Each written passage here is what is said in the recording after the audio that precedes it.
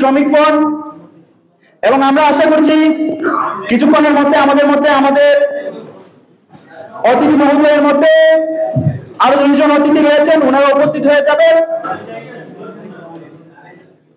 আপনারা সবাই বসেন। আমাদের প্রোগ্রাম আরো অল্প কিছুক্ষণের মধ্যে শুরু হতে যাচ্ছে। আমরা আমাদের প্রোগ্রাম শুরু করে প্রায় ধারপ্রান্তে চলে এসেছি।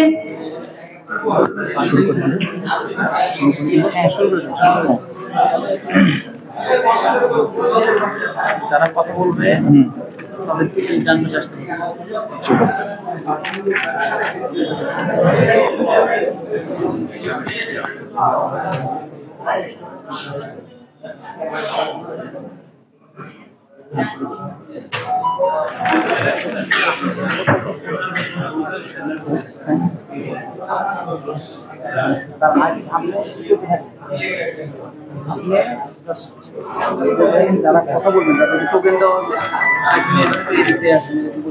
আপনাদের যাদেরকে আজকের এই সেমিনারে উপস্থিত বক্তব্য রাখার জন্য টোকেন দেওয়া হয়েছে, আপনারা এই পাশে অবস্থান করার জন্য আমরা বিনীত অনুরোধ করছি। মঞ্চের ডান পাশে উপস্থিত থাকার জন্য আপনাদেরকে অনুরোধ করছি। এই পাশে চেয়ার আছে, আমরা ৬টি চেয়ার খালি করে দিব এবং আপনারা সেখানে আসন গ্রহণ করার জন্য বিনীত অনুরোধ করছি।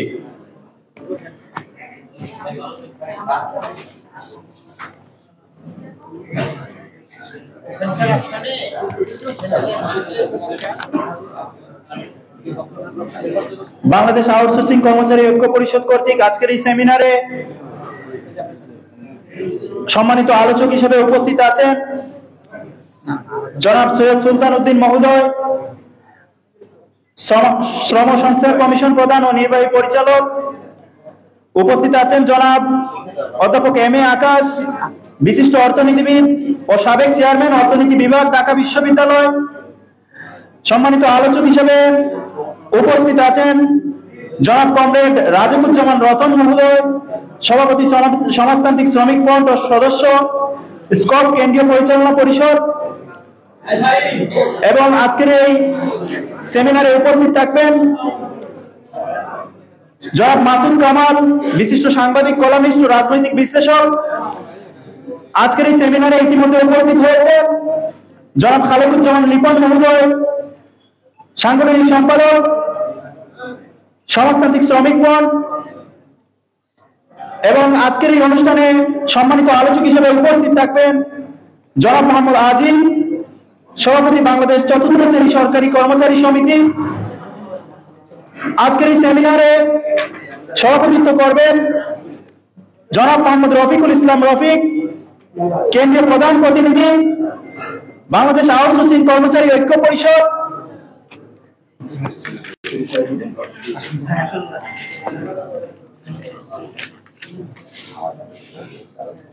বাংলাদেশ আউটসোর্সিং কর্মচারী ঐক্য পরিষদ কর্তৃক আজকের সেমিনার ইতিমধ্যে শুরু হতে যাচ্ছে। আজকের সেমিনার শুরু হওয়ার পূর্বে আমাদের সম্মানিত অতিথিরা সহ উপস্থিত সকল প্রতিনিধিদেরকে আমার বুক পড়া শ্রদ্ধা, সম্মান এবং সালাম। আসসালামু আলাইকুম। বাংলাদেশ আউটসোর্সিং কর্মচারী ঐক্য পরিষদের পক্ষ থেকে শুভেচ্ছা, অভিনন্দন। আজকের এই সেমিনারে সম্মানিত আলোচক, আজকের এই সেমিনারে সম্মানিত অতিথি ও আলোচক হিসেবে আসন গ্রহণ করার জন্য বিনীত অনুরোধ করছি জনাব সৈয়দ সুলতান উদ্দিন মহোদয়, শ্রম সংস্কার কমিশন প্রধান ও নির্বাহী পরিচালক। আসন গ্রহণ করার জন্য বিনীত অনুরোধ করছি।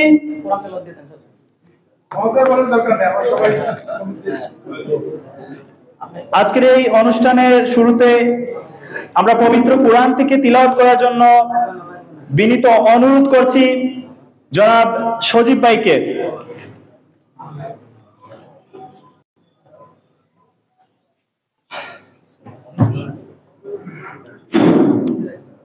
আসসালামু আলাইকুম রাহমাতুল্লাহ। আউযু বিল্লাহি মিনাশ শাইতানির রাজীম। বিসমিল্লাহির রহমানির রহিম। قل هو الله أحد الله الصمد لم يلد ولم يولد ولم يكن له كفوا أحد السلام عليكم ورحمة الله ধন্যবাদ। এ পর্যায়ে বাংলাদেশ আউটসোর্সিং কর্মচারী ঐক্য পরিষদ কর্তৃক আজকের সেমিনারে সভাপতিত্ব করছেন জনাব রফিকুল ইসলাম রফিক। আমি রফিক ভাইকে বিনীত অনুরোধ করছি শুভেচ্ছা বক্তব্যের মাধ্যমে আজকের এই সেমিনার শুরু করার জন্য।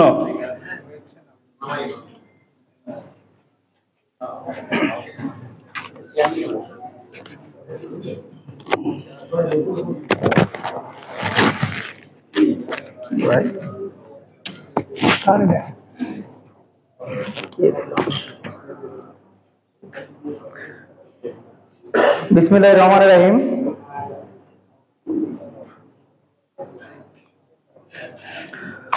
উপস্থিত সুধীজন, অত্র আউটসোর্সিং কর্মচারী ঐক্য পরিষদে কর্তৃক আয়োজিত আজকের যে সেমিনার, সেই সেমিনারে সম্মানিত আলোচক বৃন্দ এবং আমার সামনে উপবিষ্ট আমার সহকর্মী সহযোদ্ধা বৃন্দ, আমি শুভেচ্ছা বক্তব্য দিচ্ছি। শুভেচ্ছা বক্তব্যের শুরুতেই আজকের যে সেমিনার, আজকে যে বিষয়গুলো নিয়ে আলোচনা হবে, আমি সকলের সুবিধার্থে আমি একটি লিখিত বক্তব্য পাঠ করছি। সকলকে বিনয়ের সহিত শ্রবণ করার জন্য অনুরোধ করছি। মানুষ কাজ করে মর্যাদা সম্মানের জন্য, মজুরি পায় শ্রমের বিনিময়ে জীবন বিকাশের জন্য, কিন্তু আউটসোর্সিং দৈনিক মজুরি ভিত্তিক এবং প্রকল্প ভিত্তিক হয়ে পড়েছে এক অভিশপ্ত চাকরিজীবীদের নাম। এ নামে প্রায় 6 লাখ শ্রমিক কর্মচারী কাজ করছেন খোদ সচিবালয় সহ সরকারি, স্বায়ত্তশাসিত, আধা স্বায়ত্তশাসিত, রাষ্ট্রায়ত্ত প্রতিষ্ঠানে। আমাদের চাকরির নিশ্চয়তা নেই, ধারাবাহিকতা নেই, আছে দায়িত্বের বোঝা আর কাজ হারানোর ঝুঁকি। আপনারা সবাই নিশ্চয় অবগত, একসময় তৃতীয় ও চতুর্থ শ্রেণীর কর্মচারী নিয়োগের মাস্টার রোলের মাধ্যমে নিয়োগ করা হতো, কিন্তু 2018 সালে আউটসোর্সিং প্রক্রিয়া সেবা গ্রহণ নীতিমালা 2018 অনুসারে মাস্টার রোলের পরিবর্তে ঠিকাদারের মাধ্যমে 1 বছরের জন্য নিয়োগ করা হয়। ঢাকা মেট্রোপলিটন, চট্টগ্রাম সহ 8টি সিটি কর্পোরেশন ও সাভার পৌর এলাকা এবং বাকি জেলাসমূহে 3টি স্থান ভেদে 3 ধরনের সেবা মূল্য 5টা ক্যাটাগরিতে সর্বনিম্ন 16,130 টাকা, যেগুলো ক্যাটাগরি 5 অর্থাৎ জেলা টাকা থেকে সর্বোচ্চ 19,110 টাকা, ক্যাটাগরি 1 ঢাকা সিটি কর্পোরেশন মাসিক মজুরিতে। এই মজুরি বা বেতন নির্ধারিত, কর্মঘণ্টা নির্দিষ্ট নয়। সকাল 6টা থেকে রাত 10টা বা প্রকার ভেদে, যেমন দপ্তরি কাম প্রহরীদের সার্বক্ষণিক অর্থাৎ 24 ঘন্টা কাজের কথা সরকারি আদেশে বলা আছে। কোনো ওভারটাইম নেই, অনেক ক্ষেত্রে সাপ্তাহিক ছুটি নেই, কোনো বোনাস বা উৎসব সহ কোন রকম ভাতা নেই, এমনকি নারী কর্মীদের মাতৃত্বকালীন ছুটি সহ কোনো প্রকার ছুটি নেই। এটাকে কি আমরা কোনো ধরনের কাজ বা চাকরি বলে আখ্যায়িত করতে পারি? তারা কি দেশের সকল আইনের ঊর্ধ্বে?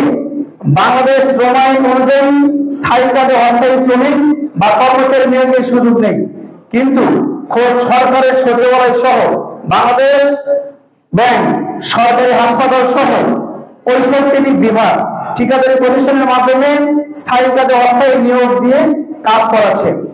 এমনকি ধারা 3-এর উপধারা 3-4 অনুযায়ী রাষ্ট্রীয় নিরাপত্তা, গোপনীয়তা ও সরকারি স্বার্থ বিঘ্নিত হওয়ার ঝুঁকি অতিমাত্রায় বিদ্যমান আশঙ্কা থাকলে ওই কার্যালয়ের সেবা অর্থ বিভাগের সম্মতি সাপেক্ষে এই নীতিমালার আওতাভুক্ত বহির্ভূত রাখতে হবে। কিন্তু বাস্তবতা হলো নির্বাচন কমিশন, প্রতিরক্ষা মন্ত্রণালয়, স্বরাষ্ট্র মন্ত্রণালয়, অস্ত্র অধিদপ্তর, পেট্রোবাংলা, বাংলাদেশ ব্যাংক, বিআরটিএ, ডাক বিভাগ, এসব প্রায় সব রাষ্ট্রীয় গুরুত্বপূর্ণ প্রতিষ্ঠানে আউটসোর্সিং কর্মচারীর অত্যন্ত দক্ষতা ও যোগ্যতার সাথে কাজ করে যাচ্ছে। 6 লাখ শ্রমিক কর্মচারীদের এই গুরুত্বপূর্ণ কাজের কি কোনো আর্থিক ও সামাজিক মূল্য নেই? তাদের কাজের কি কোনো স্বীকৃতি বা মর্যাদা থাকবে না? স্থায়ী ধরনের বা পদের কাজ বছরের পর বছর করে গেলেও তারা কি রাজস্ব অন্তর্ভুক্ত হবে না? প্রতি বছর ঠিকাদার কর্মী রিটেন্ডারের মাধ্যমে চাকরির অনিশ্চয়তা ও তাকে গেলে লাখ লাখ টাকার দুর্নীতি আর কতদিন ধরে চলবে? 6 লাখ শ্রমিক কর্মচারী প্রতি বছর তার চাকরি রক্ষা করতে পারে 1 লাখ টাকা ঘুষ দিলেও বছরে পায় 6,000 কোটি টাকার ঘুষ বাণিজ্য এই বাংলাদেশে হয়ে থাকে।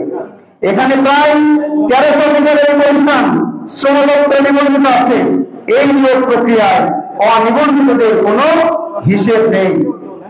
বর্তমানে কর্মরত আনুমানিক 6 লাখ ধরে হিসেব করলে গড়ে প্রতি মাসে সর্বনিম্ন 16,030 টাকা মজুরি পেলে প্রতি মাসে 967 কোটি টাকা, বছরে 11,600 কোটি টাকা সরকারি কোষাগার থেকে দেওয়া হচ্ছে।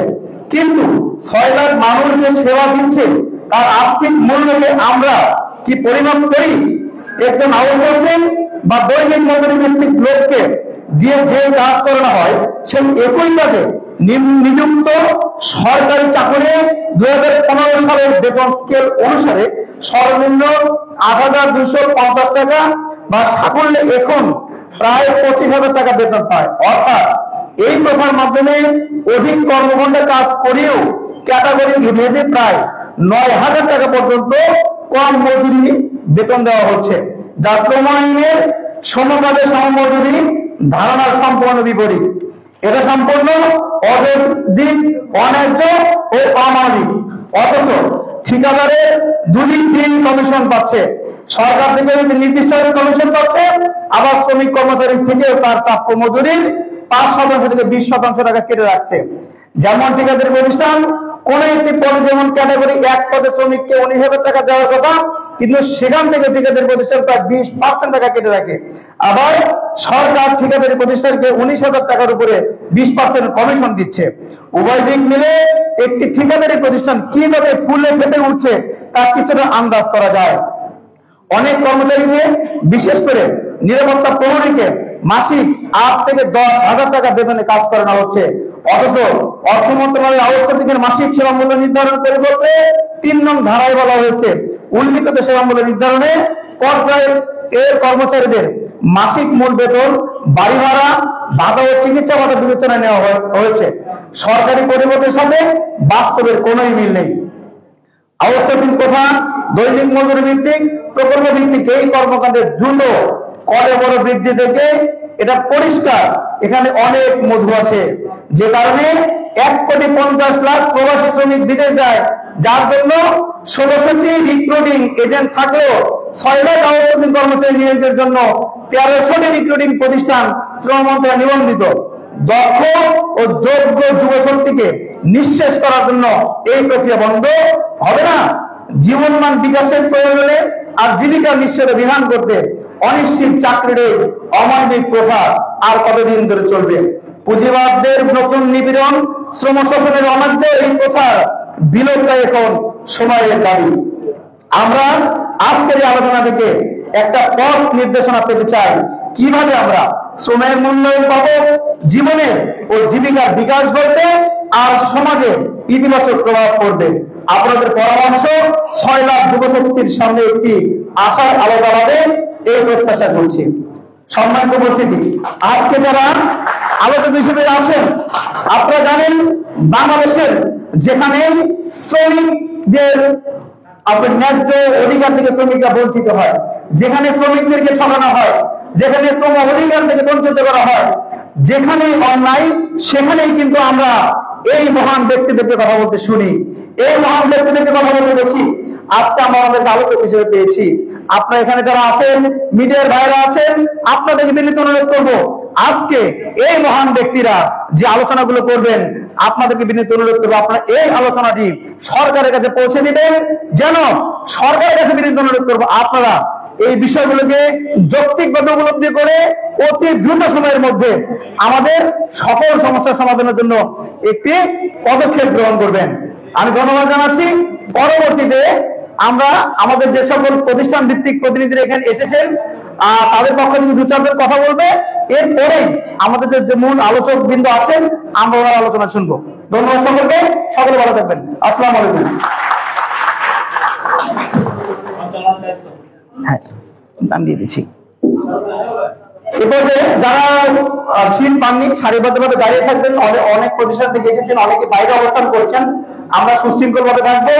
এ পর্যায়ে আমি আজকের এই অনুষ্ঠান সঞ্চালনার দায়িত্ব পালন করছি আমার অত্যন্ত দক্ষ এবং কর্মঠ বাংলাদেশ পানি উন্নয়ন বোর্ডে কর্মরত আমাদের প্রিয় সহকর্মী সহযোদ্ধা মোহাম্মদ সাইফুল ইসলাম উজ্জ্বল ভাই। উজ্জ্বল ভাই এ পর্যায়ে পরিচালনার দায়িত্ব পালন করুন। ধন্যবাদ। আজকের সেমিনারের সম্মানিত সভাপতি মোহাম্মদ রফিকুল ইসলাম ভাইকে, এ পর্যায়ে আমাদের সম্মুখে আমাদের বিভিন্ন প্রতিষ্ঠান থেকে আগত প্রতিনিধিগণ কয়েকজন কথা বলবেন। কোথায় কোথায় আমরা বঞ্চিত, কোথায় কোথায় আমরা লাঞ্ছিত, এই সম্পর্কিত কথা বলার জন্য আমি প্রথমে বিনীত আহ্বান করছি জনাব শাহাদাত ইসলাম ভাইকে, বাংলাদেশ পানি উন্নয়ন বোর্ড থেকে।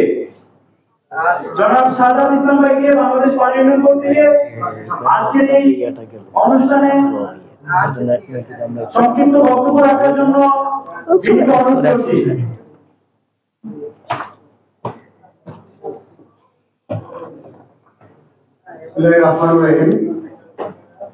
আমার প্রিয় সহকর্মী ভাইরা এবং বোনেরা, আর আমার এখানে উপস্থিত আছেন আমাদের শ্রদ্ধাভাজন অতিথিবৃন্দ, সবাইকে আমার অন্তরস্থল থেকে সালাম এবং নমস্কার করে দিচ্ছি। আসসালামু আলাইকুম। এখানে আমাকে বলা হয়েছিল যে আমি এখানে কিছু লিখিত বক্তব্য করলাম, বিশেষ করে যে আউটসোর্সিং যে ডেফিনেশনটা, সেটা আমার ভিতরে এমন ভাবেই লিখে দিচ্ছে যা কোনো লিখিত বক্তব্য আমার দিতে হয় না। আমার ভিতর থেকে যা আছে সেটাই যদি আমি উপস্থাপন করি, এখানে আমার অনেক ভাইরা আছেন যাদের চোখে দিয়ে পানি ঢোকে। আমি আমার বক্তব্য দীর্ঘায়িত করবো না।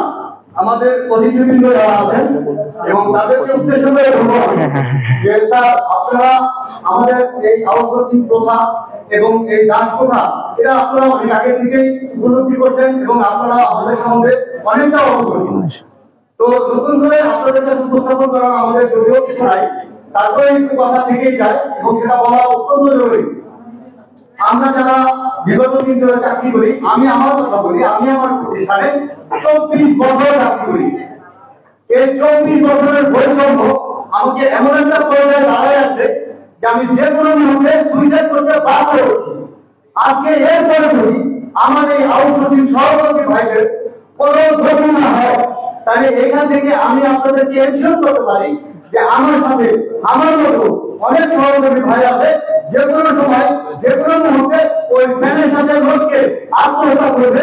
সেই ক্ষেত্রে তাদের এই অভিযোগগুলি বলানোর সময় তারা পাবে না। আমি সরকারের বিভিন্ন পর্যায়ে আমরা বিভিন্ন সময় আন্দোলন করেছি, আমরা বিভিন্ন সময় উপদেষ্টা প্রধান উপদেষ্টা সহ সকলের সাথে আমরা দেখা করতে সক্ষম হয়েছি, কিন্তু আমরা তাদের তারা আমাদেরকে আশ্বাস দিয়েছি কয়দিন 15 দিন। সেই 17 আগস্ট থেকে এই পর্যন্ত আমার মনে হয় তাদের কোনদিন 15 দিন শেষ হবে না। এই 15 দিনে তাদের কবে শেষ হবে সেইটা আমরা জানি না। ওইরকম কোন দিক নির্দেশনাও তারা আমাদেরকে দেয় নাই। আমাদের সরকার আমাদেরকে বলেছে আপনাদের দাবি আপনাদের যৌক্তিক দাবি যেটা আছে সেটা আমরা সংস্কার কমিশন গঠন করে দিচ্ছি। আপনারা তাদের মাধ্যমে আপনাদের দাবি তাদের কাছে উপস্থাপন করেন। আমরা সরকারের কথা অনুযায়ী, গাইডলাইন অনুযায়ী আমরা তাদের কাছে আমাদের সর্বোচ্চ যতটুকু পর্যন্ত আমাদের বৈষম্য আছে সর্বশেষ পর্যন্ত তাদেরকে আমরা অবহিত করতে চেষ্টা করেছি এবং সেটা দিয়েছি। আমরা সংস্কার কমিশনের প্রধান স্যার আমাদের এখানে উপস্থিত আছেন, তার কাছে আমাদের একটা দাবি ছিল যে স্যার আমরা এই যেই সংস্কার কমিশন জোগাড় করে দিচ্ছে আপনার মাধ্যমে আমরা আমাদের দাবিটা করে দিলাম। আমাদের একটা দাবি তাৎক্ষণিকভাবে আছে, সেটা হচ্ছে যতদিন পর্যন্ত সংস্কার কমিশনের এই সুপারিশ সরকারের কাছে জমা না হবে ততদিন পর্যন্ত আমাদের সহকর্মী আউটসোর্সিং কোন সহকর্মী ভাইয়ের যাতে চাকরিচ্যুত করা না হয়। কিন্তু আমরা কি দেখলাম? আমরা দেখলাম সংস্কার কমিশনের কাছে জমা দেওয়ার পরে আমাদের প্রায় 2,500 থেকে 3,000 সহকর্মীর চাকরি চলে গেছে এবং আমরা এতটা দুর্ভাগা যে আমরা এই বিষয় নিয়ে কোনো কথা বলতে পারি নাই। আর সরকার আর কিছু করতে পারুক বা না পারুক, আমরা কোন সংস্কার কমিশনের কাছে যাওয়ার পর থেকে আমরা মানববন্ধন করেছি, আমরা আজকে সেমিনার দেখেছি। একটা কিছু করুক বা না করুক, একটা জিনিস সরকার করছে, সেটা হচ্ছে পুলিশ প্রোটেকশন আমাদেরকে কন্টিনিউ দিয়ে যাচ্ছে। তাহলে এটা কেন ভাই? আমাদেরকে ভয় পাওয়ার তো কিছু নাই, কারণ আমরা তো কোনো রাজনৈতিক সংগঠনের সাথে যুক্ত নই। আমরা একটা সংগঠনের সাথে যুক্ত, সেটা হচ্ছে আমাদের প্যাট নীতি। এই প্যাট নীতিতে আমরা যুক্ত। তো আমি আপনাদের সবার সামনে আমাদের সংস্কার কমিশনের প্রধান স্যার আছেন, আমি তাকে বিনয়ের সাথে অনুরোধ করবো, স্যার আপাতত আপনি একটা ঘোষণা দেওয়ার ব্যবস্থা করেন সরকারের মাধ্যমে যে লোকগুলি আজ থেকে 20 মাস 25 মাস যারা বেতন পাচ্ছে না, তাদের মানবিক জীবনযাপন করছে এবং খেতেও পাচ্ছে না। এটা আমরা যারা আছি, যারা একে অপরের সাথে যোগাযোগ করি, কথা বলি, তারা আমরা এই জিনিসটা খুব কাছ থেকে উপলব্ধি করতে পারছি। কারণ হচ্ছে যে এই যে বেতনগুলি যদি আপনি একটু ব্যবস্থা করে দিতে পারতেন সরকারের মাধ্যমে, যে আপাতত যারা আছে তাদের 5 মাস 6 মাস করে অন্তত বেতনটা দেওয়ার ব্যবস্থা যদি করে দিত সরকার, তাহলে আমাদের এতটা বৈষম্য আমরা উপলব্ধি করতাম না, কারণ আমাদের পেটে খাবার থাকতো। এখন আমাদের পেটেই খাবার নাই।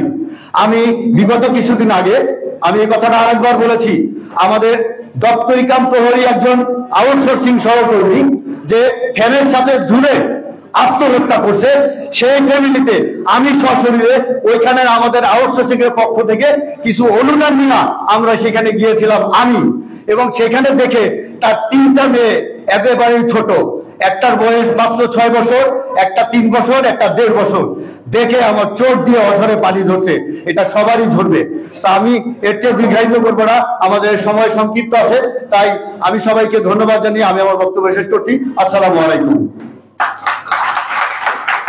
ধন্যবাদ জনাব শাহাদাত ভাইকে। ইতিমধ্যে আমাদের মধ্যে অতিথি হিসেবে উপস্থিত হয়েছেন জনাব আহসান হাবিব বুলবুল ভাই, সাধারণ সম্পাদক সমাজতান্ত্রিক শ্রমিক ফ্রন্ট। আজকের মঞ্চে অতিথির আসন গ্রহণ করার জন্য বিনীত অনুরোধ করছি।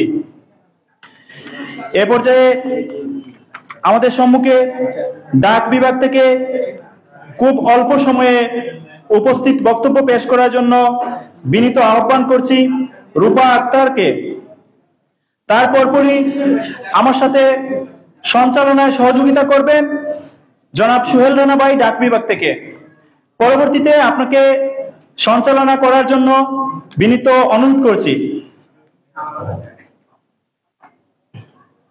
বিসমিল্লাহির রহমানির রহিম। দেশের সকল গুরুত্বপূর্ণ সরকারি, আধা সরকারি ও স্বায়ত্তশাসিত প্রতিষ্ঠানে আউটসোর্সিং এর কর্মচারী হিসেবে মেয়েদের অনেক গুরুত্বপূর্ণ অবদান থাকলেও তাদের প্রতি বৈষম্যটা হয় সবচেয়ে বেশি। মেয়েদের কর্মপরিবেশে আউটসোর্সিং কর্মরত মেয়েদের কোনো ধরনের কর্মঘণ্টার কোনো নিয়ম থাকে না মাতৃত্বকালীন কোনো ছুটি, একটা সাধারণ ছুটি তো থাকেই না, তার সাথে নেই কোনো চাকরির নিরাপত্তা, দেশের অর্থনীতির সাথে মিল না রেখেই থাকে আমাদের বেতন কাঠামো, নেই কোনো উৎসব ভাতা। তাই আমার সবার কাছে বিনীত অনুরোধ, আমাদের চাকরি স্থায়ীকরণের জন্য জোর সুপারিশ করছি। ধন্যবাদ সবাইকে। ধন্যবাদ রূপা আপুকে। এই পর্যায়ে আপনাদের সাথে সামনে কথা বলবেন আমাদের প্রিয় সহযোদ্ধা নির্যাতিত ভাই শাহাবুদ্দিন ভাই নির্বাচন কমিশন থেকে কথা বলবেন দুঃখদর্দ সানিয়া।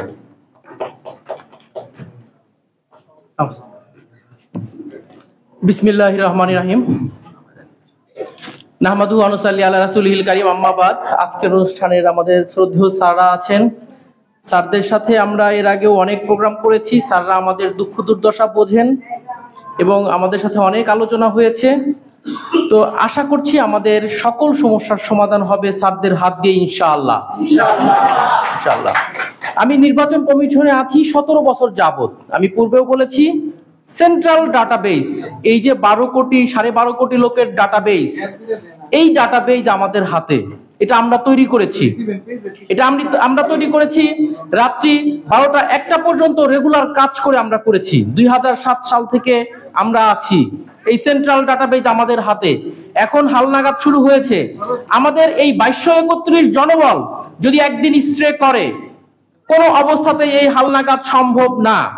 এবং আমাদের এই লোকজন যদি একদিন কোনো কাজ বন্ধ করে, তাহলে সারা বাংলাদেশের 184টি প্রতিষ্ঠান আমাদের সাথে কানেক্টেড। পাসপোর্ট, ড্রাইভিং লাইসেন্স, সিম রেজিস্ট্রেশন সহ প্রত্যেকটা প্রতিষ্ঠান আমাদের নির্বাচন কমিশনের ডাটাবেজের সাথে কানেক্টেড। কিন্তু এই ডাটাবেজ আমাদের হাতে। এই ডাটাবেজ করার কারিগর আমরা, বাট ডাটাবেজের সুরক্ষা হচ্ছে, বাট আমাদের কোনো সুরক্ষার ব্যবস্থা নাই। এরকম প্রত্যেকটা প্রতিষ্ঠানে বৈষম্যের শিকার হয়ে আসছি আমরা। শুধুমাত্র আমাদের নির্বাচন কমিশনে না, প্রত্যেকটা প্রতিষ্ঠানে আমরা বৈষম্যের শিকার হয়ে এসেছি। এই বৈষম্যের শিকার যেন না হই, এই বৈষম্য থেকে দূর করার জন্য আমাদেরকে এই আউটসোর্সিং থেকে কিভাবে দূর করা যায় এবং আমাদেরকে কিভাবে আত্মীকরণ করা যায়, এটার জন্য স্যারদের কাছে বিনীত অনুরোধ করছি আমাদের দ্রুত ব্যবস্থা করার জন্য। আমরা নির্বাচন কমিশন থেকে আমরা রেমিটেন্স যোদ্ধাদের এনআইডি প্রদান করি। আমরা দেশের বাহিরে গিয়েছি, তাদেরকে স্মার্ট কার্ড দিচ্ছি রেমিটেন্স যোদ্ধাদের জন্য, বাট আমাদের কোনো ব্যবস্থা নাই। আমরা এখন পর্যন্ত আউটসোর্সিং হয়ে আছি। আমরা আগে ছিলাম প্রজেক্টে, আমরা সরাসরি প্রজেক্টে ছিলাম। প্রজেক্টে থাকার পর আমাদের 21 সাল থেকে স্বৈরাচারী হাসিনা সরকারের দোসরদের সুবিধা দেওয়ার জন্য আমাদেরকে আউটসোর্সিং করে দিয়েছে। আমরা কিন্তু আউটসোর্সিং ছিলাম না। তো এই বৈষম্যটা থেকে আমরা কিভাবে দূর হতে পারি, সেটার জন্য স্যারদের কাছে পুনরায় বিনীত অনুরোধ করছি আমাদের এই বৈষম্য থেকে দূর করার জন্য। আমরা যেন আরো 10টা যে সরকারি কর্মকর্তা কর্মচারী আছে, তাদের সাথে আমরা মিলে চলতে পারি। আমরা 9 গ্রেড থেকে 20 গ্রেড পর্যন্ত সকল আউটসোর্সিং কর্মকর্তা কর্মচারীরা বৈষম্যের শিকার হচ্ছি। এই বৈষম্য থেকে দূর করার জন্য আমরা যত প্রকার আন্দোলন বলেন, প্রত্যেকটা আন্দোলনের মাধ্যমে আমরা ঝাঁপিয়ে পড়ব। সবাই এক আছি তো ইনশাআল্লাহ? তো সবাই ভালো থাকবেন। আসসালামু আলাইকুম।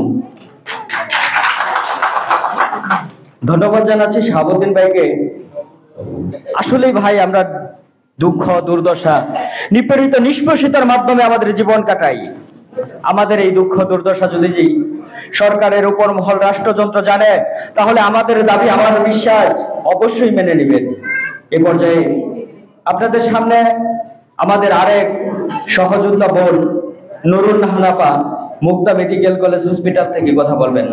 নুরুন নাহাপা।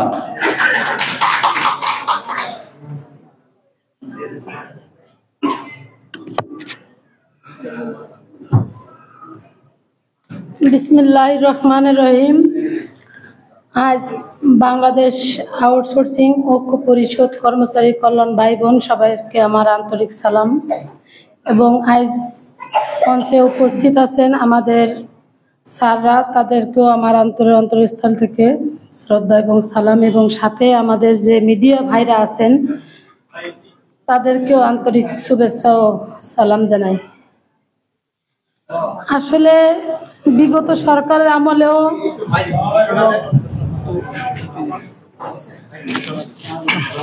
সকলের অবগত জানাচ্ছি যে এ পর্যায়ে আমাদের মাঝে উপস্থিত রয়েছেন অর্থনীতিবিদ,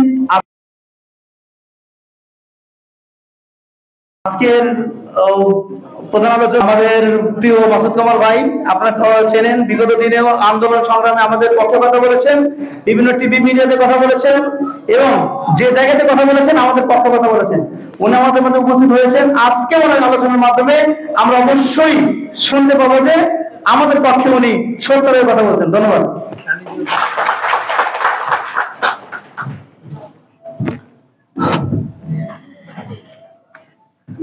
বিসমিল্লাহির রহমানির রহিম। ধন্যবাদ মাসুদ কামাল স্যারকে, উনি সবসময় আমাদের জন্য, আমাদের পক্ষে সবসময়ের জন্য টকশোতে দেখি পক্ষে কথা বলে। তো আমি 2013 সাল থেকেই মুগদা মেডিকেল কলেজ হসপিটালে কর্মরত আছি। আমাদের সাথে আমার 286 জন ভাই বোন আছেন যারা ওখানে আউটসোর্সিং কর্মচারী। একসাথেই আমরা কোভিড-19 ডিউটি করেছি। আমাদেরকে 14 মাসের বেতন দেওয়া হয় নাই কোভিড-19, যেখানে জীবনের বাজি রেখে হোটেলে থেকে দুধের সন্তান বাসায় রেখে হোটেলে থেকে ডিউটি করছি। বেতন চাওয়ার অপরাধে আমাকে অনেক নির্যাতন করা হয়েছে, আমাকে চাকরিচ্যুত করা হয়েছে। তারপর অনেক কষ্টে অনেক কিছু করে মামলা মোকদ্দমা করছি, করার পরে আমাকে চাকরি ফেরত দেওয়া হয়েছে। ফ্যাসিবাদী সরকার যাওয়ার পরে তৃতীয় পক্ষ এখনো কোনো সরকার গঠিত হয় নাই। আবার নাকি শুনছি টেন্ডার হয়েছে, ভিতরে ভিতরে টেন্ডার হচ্ছে। আমাদের 286 জনের ভিতর থেকে তাদের যে লোকজন আছে সেগুলো বাছাই করে চাকরি রাখা হবে। আমার এই যে অসহায় বোনেরা বসা আছে, ওদের চোখের পানিতে হসপিটাল ভেসে যাচ্ছে। এই অবস্থায় অনেকে মনে হয় কালকে চিঠি ধরাই দেবে, বলছে যে তোমরা কনফারেন্স রুমে আসবা, চিঠি দেওয়া হবে না, তালিকা করে দেওয়া হবে। আগামীকাল হয়তো আমাদের চাকরি শেষ দিন। বলতে পারবো না, বলার ভাষা নাই। যে সমস্ত ভাইরা আমার আছেন আউটসোর্সিং এ চাকরি করছেন, আমার ভাইরা হয়তো তাদের সংসার আছে, বউ বাচ্চা আছে, মা আছে, বাবা আছে, অসুস্থ বয়স্ক, অনেকের মা বাবা অনেক বৃদ্ধ, তারা ট্রিটমেন্ট নেয়। কিন্তু এই একটা আউটসোর্সিং এর উপরে ওনাদেরই কিন্তু ভরসা যে এই টাকাটা দিয়ে আমার মা বাবার চিকিৎসা হবে, আমার বাচ্চার দুধ কেনা হবে, আমার ঘর ভাড়া দেওয়া হবে। কিন্তু সেই শেষ সম্বলটুকু যদি আমাদের কাছ থেকে কেড়ে নেওয়া হয়, তাহলে আমাদের বাঁচার শেষ ভরসা শেষ হয়ে যাচ্ছে। আমরা ইতিমধ্যে 2-3 বার এই সরকারের কাছে প্রার্থনা করছি বা আমরা মানববন্ধন করছি, সমাবেশ করছি। আমাদেরকে অন্তর্বর্তীকালীন সরকার প্রতিশ্রুতি দিয়েছিলেন একটা ব্যক্তি চাকরি চলে গেলে আমাদেরকে জানাবেন। আমরা কার কাছে যাব, কাকে জানাবো, সেই মানুষটা তো আমরা খুঁজে পাচ্ছি না। আমাদের এই অসহায় আউটসোর্সিং এর লোকদের কথা কে শুনবে? তাই আজ স্যারদেরকে বলবো যে স্যার, আজ আমার এই অসহায় ভাই বোনের দিকে আপনারা ছাড়া, আর উপরে আল্লাহ ছাড়া কেউ নাই। আমাদের এখন কোন নির্বাচিত সরকার নাই। বলছিল যেই প্রতিষ্ঠানে যেভাবে কাজ করতেছে ওইভাবেই কাজ করবে। তাহলে আগামীকালকে কেন আমাদের নোটিশ টাঙ্গায় দেওয়া হবে? এটা আমার প্রশ্ন আপনাদের কাছে। আমি আজকে হয়তো এলাকায় গেলে আমি কালকে মেডিকেলে ঢুকতে পারবো না। বিশেষ অনুরোধ আপনাদের প্রতি যে আমার যে সমস্ত অসহায় ভাই বোনেরা আছে সারা বাংলাদেশে, শুধু মুগদা হসপিটালে না, সারা বাংলাদেশে যে ভাই বোনের চাকরি চলে গেছে তাদের চাকরিরা যেভাবে পায়, আর এবং বিগত দিয়ে যে আমাদের বেতনগুলো বকেয়া আছে, আমরা এখনো ঋণ পরিশোধ হইতে পারি নাই স্যার। সেই বকেয়া বেতনগুলো যদি পাই তা তো আমরা ঋণ পরিশোধ দিতে পারবো। বাড়িয়া লাগে অত্যাচারে স্যার ঘরে ঠিক মতো ঘুমাইতে পারি না। সময় কারেন্ট বন্ধ করে দেয়, সময় পানির লাইন বন্ধ করে দেয়, চাইতে পারি না যে পানি বন্ধ করছেন কেন, আপনি তো সঠিক মতো ভাড়াই দেন না, তারপর পানি চান কেন, এভাবেই ক্রিটিসাইজ করে। যাই হোক স্যার, আমার বলার ভাষা নাই, আমি বলতে আর পারতেছি না, আমার অনেক কষ্ট হচ্ছে স্যার। সবাইকে অনেক ধন্যবাদ, সবাই ভালো থাকেন, আল্লাহ হাফেজ। ধন্যবাদ নুরুল খান আমাকে।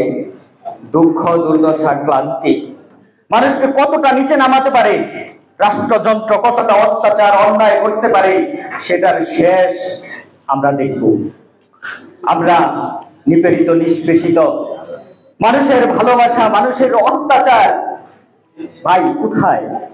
কেন আমাদের উপরে এই অত্যাচার? আমরাও তো বাংলাদেশের মানুষ, আমরাও তো বাংলাদেশের নাগরিক। আপনারা দেখলেন আমার বাম পাশে যে বোনেরা আসে, প্রত্যেকটা বোনের চোখে পানি, বুকটা হাহাকার করে। আমি নুরুল নাহার আমাকে ধন্যবাদ দিয়ে ছোট করবো না। এ পর্যায়ে আপনাদের সামনে কথা বলবেন ইয়াসমিন আক্তার, স্বাস্থ্য বিভাগ থেকে। ভাই, কয়জনের দুঃখ দুর্দশা শুনবো আমরা? আমি ইয়াসমিন আপাকে তার কথা বলার জন্য বিনীত অনুরোধ করছি।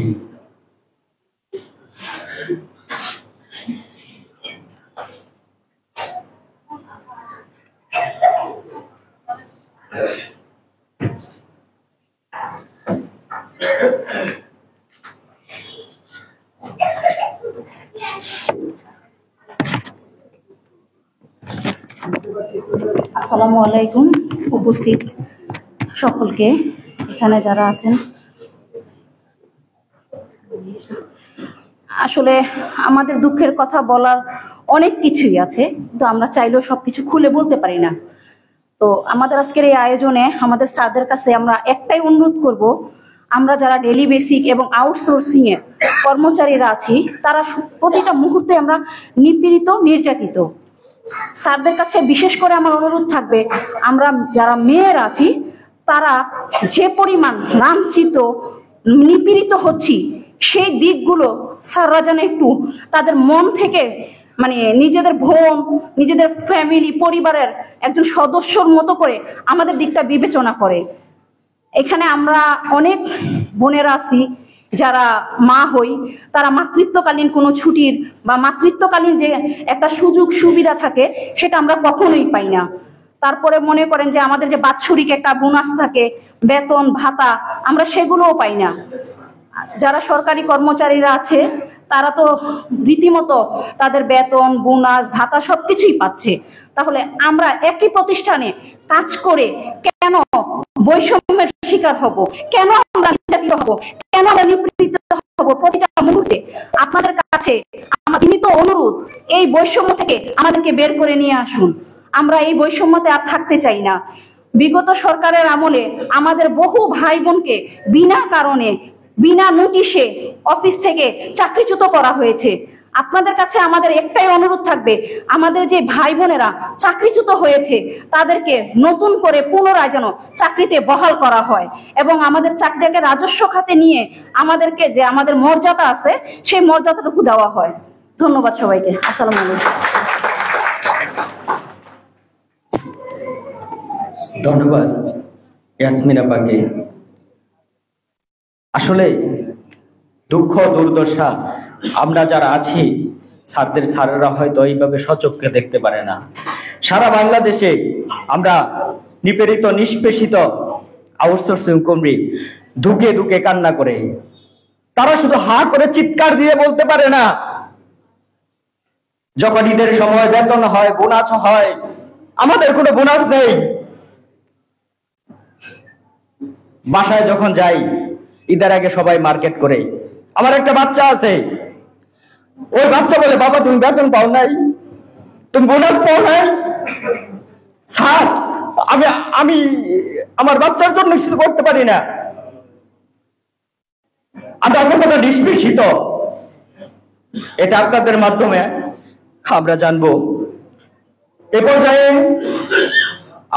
আপনাদের সামনে মূল্যবান কথা নিয়ে আসছেন, মূল্যবান বক্তব্য নিয়ে আসছেন খালিকুজ্জামান লিপন ভাই, সাংগঠনিক সম্পাদক, সমাজতান্ত্রিক শ্রমিক ফ্রন্ট। স্যারকে তার মূল্যবান বক্তব্য বলার জন্য বিনীতভাবে অনুরোধ করছি।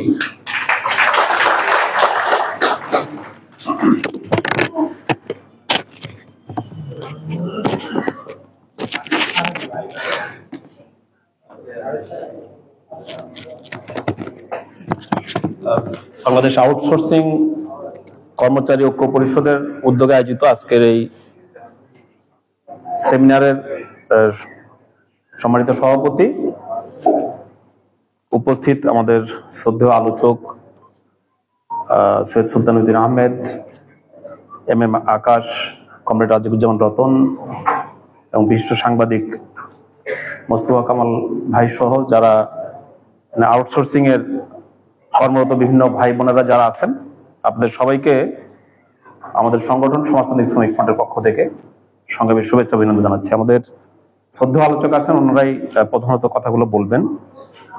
ইতিমধ্যে আমাদের যে ভাই বোনেরা এখানে তাদের কথাগুলো তুলে ধরেছেন, এর মাধ্যমে নিশ্চয় আমরা বুঝতে পারছি যে আমাদের এই ভাই বোনরা কতটা অসহায় অবস্থার মধ্যে অথবা কতটা অবহেলিত অবস্থার মধ্যে তারা বসবাস করছে। শুরুতে একটা ধারণা পত্রের মধ্যে তুলে ধরা হয়েছে, সেখানেও কিছু বক্তব্য আপনারা দেখেছেন। আমরা আশা করবো যে আজকে আমাদের সম্মানিত আলোচক বৃন্দ, নেতৃবৃন্দ তারা আছেন, নিশ্চয়ই এই আলোচনা থেকে একটা পথরেখা, একটা গাইডলাইন বেরিয়ে আসবে। আমরা যেটা বলতে চাই যে আমরা শ্রমিক হিসাবে আছি বা কর্মচারী হিসাবে আছি, কিন্তু আমাদের কোনো স্বীকৃতি নেই, আমাদের কোনো মর্যাদা নেই, আমাদের কোনো মূল্যায়ন নেই। এটা খোদ একটা সরকারি প্রতিষ্ঠানের মধ্যেই যারা বসে আইন প্রণয়ন করেন, যারা বসে দেশ পরিচালনা করেন, যারা বিভিন্ন জায়গায় নীতি সুপারিশ করেন, সেখান থেকে এই কর্মকাণ্ডগুলো পরিচালিত হচ্ছে লিখিত আকারে। 24 ঘন্টা কাজ করতে হবে, সার্বক্ষণিক ডিউটি করতে হবে। এটা সরকারি পরিপত্রে এটা যদি উল্লেখ করা থাকে, তাহলে আমার শ্রম দিবস 8 ঘন্টা, সেই 1886 সালের হে মার্কেটের সে আন্দোলনের কথা আমরা এখনো মে দিবস পালন করি, এবং প্রতি বছর আমরা সরকারি দপ্তর থেকে মে দিবস ঘটা করে পালন করা হয়। তাহলে মে দিবস ঘটা করে পালন করার কি তাৎপর্য থাকতে পারে যখন আমি 24 ঘন্টা সার্বক্ষণিক কাজ করার জন্য একটা আমি নোটিশ করে থাকি। ফলে আমার মনে হয় যে এই বিষয়গুলো আমাদের ভাবা দরকার যে কিভাবে আমরা এভাবে চলবো। আমরা হয়তো ভাবতাম যে আউটসোর্সিং করছেন, একটা সময় যে যাদেরকে করা হতো বিভিন্ন ভাবে আমরা দেখেছি যে মাস্টার রোলে নেওয়া হতো, পর্যায়ক্রমে হয়তো একটা সময় তাদেরকে চাকরিটা আত্মীকরণ করা হতো, অনেক আশায় বুক পারত যে একটা সময় তো নিশ্চয়ই তার চাকরিটা আত্মীকরণ হবে। কিন্তু আমরা দেখলাম যে আজকে সেই প্রথা সেটাকে বাতিল করে দেওয়া হলো। এটা কার স্বার্থে করা হলো? এটা থেকে আমাদের শ্রমিক কর্মচারী এখন উপকৃত হয়েছে? নিশ্চয়ই আমাদের শ্রমিক কর্মচারী উপকৃত হন নাই। উপকৃত হয়েছে একদল ঠিকাদার ব্যবসায়ী আর একদল আমলা কিংবা কোনো বিশেষ রাজনৈতিক কোন দলের হয়তো নেতা কর্মী হতে পারে, তারা সুবিধাপ্রাপ্ত হয়েছে। কারণ টাকা তো সরকার দিচ্ছেন। আমরা একটা হিসাব করে দেখলাম যে প্রায় 12,000 কোটি টাকা তো গভর্নমেন্ট দিচ্ছেন, যদি আমি একদম সর্বনিম্ন তাদের যে ঘোষিত সেটা ধরি, তাহলে 12,000 কোটি টাকা আপনি বরাদ্দ করছেন। তাহলে আপনি এদেরকে যদি আত্মীকরণ করতে চান, তাহলে আপনি এখান থেকে কমিশন, আমি যে টাকাটা আমার পাওয়ার কথা সেখান থেকে আমি কমিশন দিচ্ছি, আবার যে গভর্নমেন্ট টাকা দিচ্ছে তিনিও আবার ওই ইয়াকে কমিশন দিচ্ছেন, তো উভয় পক্ষ থেকে কমিশন তিনি পাচ্ছেন, আবার এখানে ঘুষের কিংবা অনিয়মের লেনদেন হচ্ছে। তাহলে কি দাঁড়াচ্ছে পরিস্থিতিটা? তাহলে এই কথাটা নিয়ে এসে বা আগের যেটা প্রক্রিয়া ছিল সেটা নিয়েও হয়তো আমাদের সমালোচনা ছিল, কিন্তু এই মানুষদের তো একটা চাকরির নিশ্চয়তা কিংবা একটা তার ভবিষ্যৎ বলে একটা জিনিস ছিল। তাহলে আজকে তার ভবিষ্যৎকে অনিশ্চিতের মধ্যে ফেলে দিয়ে একদল লোককে আপনি মানে টাকার পাহাড় করার জন্য কিংবা একটা শোষণের একটা নিগ্রহের ক্ষেত্রে আপনার পরিণত করলেন। ফলে আমরা পরিষ্কার করে বলতে চাই, এটা আমরা সরকারি দপ্তরে বা কোনো দপ্তরে আমরা এটা দেখতে চাই না। ফলে এটা আমরা দেখতে চাই না। আমরা পরিষ্কার করে বলতে চাই, আমরা নিশ্চয় এখানে আমাদের এই কর্মীদের যে অবদানগুলো আছে তার আজকে যে আমাদের অর্থনৈতিক, সামাজিক এবং সাংস্কৃতিক প্রভাব, সেটা নিয়ে মূলত আমাদের এখানে আলোচকবৃন্দরা আলোচনা করবেন। ফলে সেখানে নিশ্চয়ই সেটা বেরিয়ে আসবে।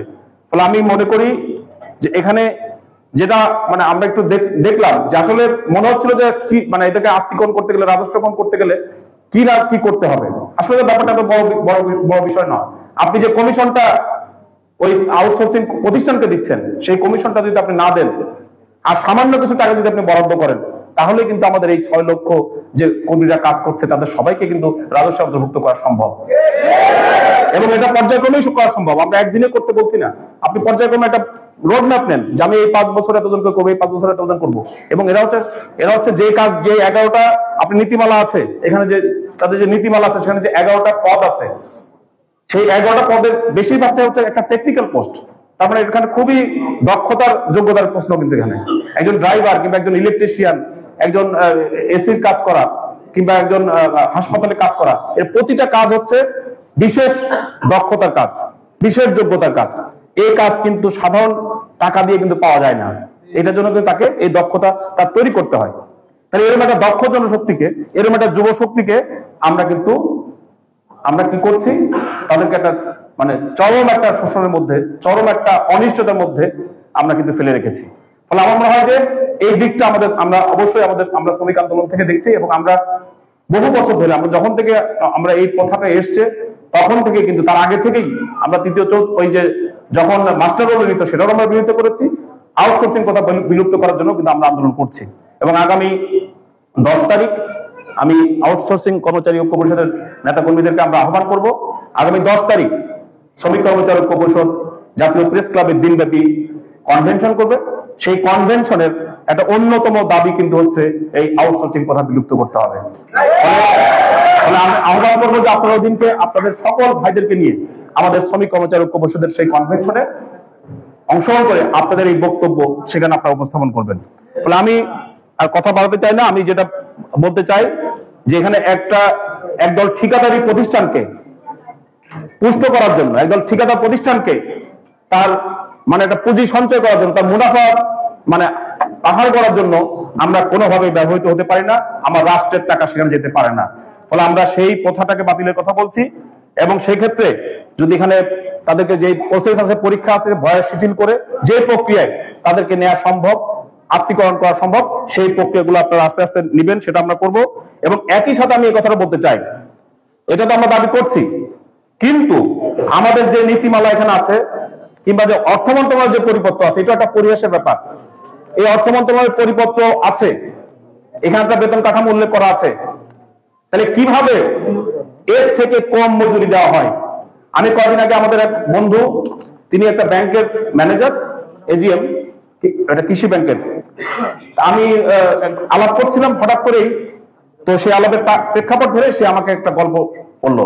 সে বললো যে আমি যে ব্যাংকে চাকরি করি, আমার ব্যাংকে যে সিকিউরিটি কাজ করে, আমি বললাম যে সে বারবার উঠে যাচ্ছে, আমি বললাম যে আপনি বেল দিলেই তো আপনার একজন আসে ইয়ে করার জন্য, কারণ সে খুবই বিজি একটা ব্রাঞ্চ, বারবার তাকে উঠতে হচ্ছে ডেস্ক থেকে, তার টেবিল থেকে। তো বললো যে ভাই কি বলবো, আমার আসলে এখানে কোনো অফিস সহকারী নাই যাকে আমি কল করব, আমার সিকিউরিটি একজন আছে, একজন সিকিউরিটি দিয়েছে। তো তারপর বলছে এই সিকিউরিটি কিন্তু সরাসরি সরকারি ভাবে নিয়ে না, এটা ওটা আউটসোর্সের মাধ্যমে। এবং তিনি বললেন যে এই ভদ্রলোক ৮,২৫০ টাকা বেতন পান। তিনি আমাকে হিসাব দিচ্ছেন যে আমাদের এই ম্যানেজারদের প্রতিদিন আমাদের লাঞ্চের জন্য বরাদ্দ হচ্ছে, আগে 200 টাকা ছিল, এখন 400 টাকা।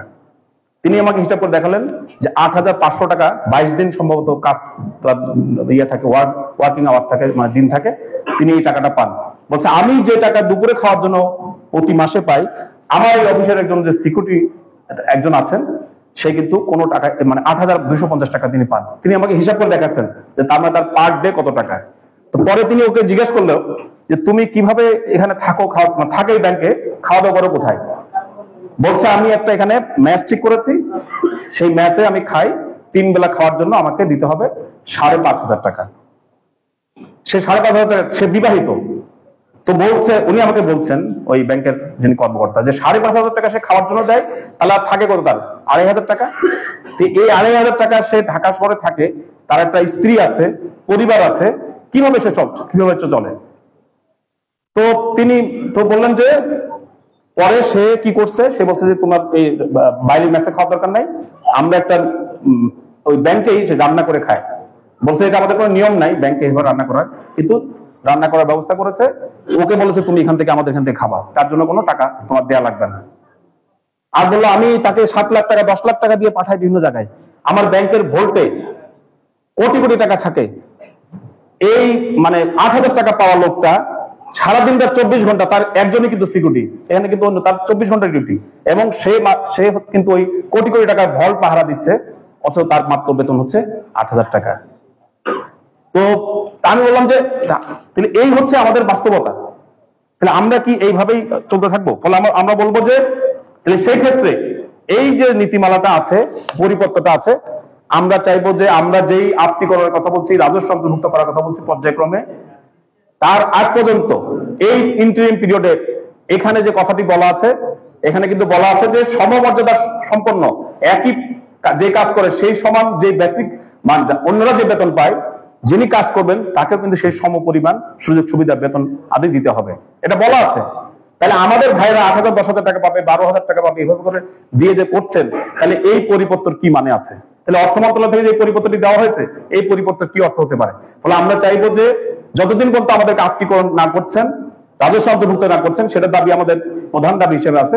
এই আত্মীকরণের এই নীতিমালাটা, পরিপত্রটা যাতে বাস্তবায়ন করা হয় এবং আমাদের সকল কর্মী ভাইয়েরা যারা আছেন তাদেরকে যেন এই স্কেল অনুযায়ী, এখানে যে 5টা ক্যাটাগরি আছে 3টা বিভিন্ন স্তরে, সেটা অনুযায়ী যেন আমাদের টাকাটা পরিশোধ করা হয়। এবং আমি আপনাদের ঐক্য পরিষদের নেতৃবৃন্দকে আমি অনুরোধ করব যে এই পরিপত্র অনুযায়ী, অর্থ মন্ত্রণালয়ের পরিপত্র অনুযায়ী তাদের পরিশোধ করা হচ্ছে কিনা বেতন, এটা আপনাদেরকে কিন্তু খেয়াল রাখতে হবে। একই সাথে আমি অনুরোধ করব, যেখানে টাকা বকেয়া রাখলে তার জন্য এখানে কিন্তু ঠিকাদার প্রতিষ্ঠানেরও একটা নিজস্ব ল আছে, সেও কিন্তু তার জন্য একটা ল আছে, তাকেও একটা বাইন্ডিংস এর মধ্যে রাখা হয়েছে। তাহলে সেই বাইন্ডিংস অনুযায়ী সেখানেও কিন্তু অনেকগুলো কথা বলা আছে, আমি সেই আলোচনার দিকে যাচ্ছি না। আমি অনুরোধ করবো যে আমরা অন্ততপক্ষে এই যে প্রেজেন্ট যে ল আছে, সেই লর মধ্যে আমার জন্য যে সুরক্ষার ব্যবস্থাটি আছে, সেই সুরক্ষার দিকেও যেন আমরা নজর রাখি, সেটার প্রতি আমি আহ্বান জানাবো। একই সাথে এখন যারা কর্মরত আছেন, আমি এখানে সম্মানিত আলোচকবৃন্দ আছেন, আমি আমাদের সংগঠনের পক্ষ থেকে পরিষ্কার করে বলতে চাই, আলোচকবৃন্দ আছেন, আমি সবার প্রতি অনুরোধ রাখবো যে আমাদের কাউকে রিকন্ট্রাক্টিং হোক, যেটাই যে কথাই হোক, আমরা 12 বছর 20 বছর 24 বছর কাজ করছি, মানে আমি ওই পদে, ওটা আমি আসলে স্থায়ী ভাবে ওই কাজ করছি এবং ওই কাজের আমি যোগ্য বলেই কিন্তু আমি 24 বছর 20 বছর 15 বছর কাজ করছি। তাহলে আমাকে এখানে যেন কোনোভাবেই রিটেন্ডারিং এর মাধ্যমে আবার নতুন করে ঘুষ প্রক্রিয়ার মধ্যে আমাকে ফেলানো হয়, এইটা আমি বন্ধ রাখার জন্য আহ্বান করব। বা এরকম কোনো বিষয় হলে সেই ব্যাপারেও আপনারা সোচ্চার থাকবেন। একই সাথে যাদেরকে ইতিমধ্যে চাকরিচ্যুত করা হয়েছে, আমাদের যে নুরুন নাহার আপা যে বললেন যে তিনি 11 মাসের সম্ভবত টাকা তিনি পাননি ওই কোভিড কালীন সময়ে, 11 মাস টাইমে হোক, তাহলে ওই রকম আরো অনেকে আছেন যাদেরকে টাকাগুলো দেওয়া হয়নি, সেই বকেয়া টাকা যেন পরিশোধ করা হয়। বকেয়া টাকা পরিশোধের জন্য তার ব্যবস্থা নেবেন, তা প্রত্যাশা করবো। একই সাথে এই পরিশোধে আমরা আশা করবো যে আমরা আমাদের সংগঠনের পক্ষ থেকে কিংবা শ্রমিক কর্মচারী পরিষদের পক্ষ থেকেও, আমাদের জায়গা থেকে এই ভাই বোনদের, এই আউটসোর্সিং কর্মী ভাইদের, তাদের যে সুরক্ষায়, তাদের যে মানে পাওনা পাওয়া আদায় করার ক্ষেত্রে, সেক্ষেত্রে আমাদের যতটুকু ভূমিকা রাখা, সহযোগিতা করা, সেটা আমরা রাখবো। আমি এই কথা বলে আপনাদের সবাইকে ধন্যবাদ জানিয়ে আমি আমার আলোচনা এখানে শেষ করছি। সকলকে ধন্যবাদ। ধন্যবাদ খালিদুজ্জামানের পক্ষ থেকে।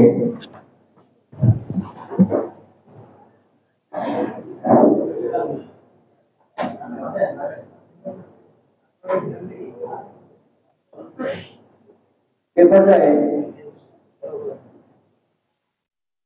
আপনাদের সম্পর্কে কথা বলবেন আব্দুল কামাল স্যার, বিশিষ্ট সাংবাদিক, কলামিস্ট ও রাজনৈতিক বিশ্লেষক। তাকে তার মূল্যবান বক্তব্য দেওয়ার জন্য বিনীতভাবে অনুরোধ করছি।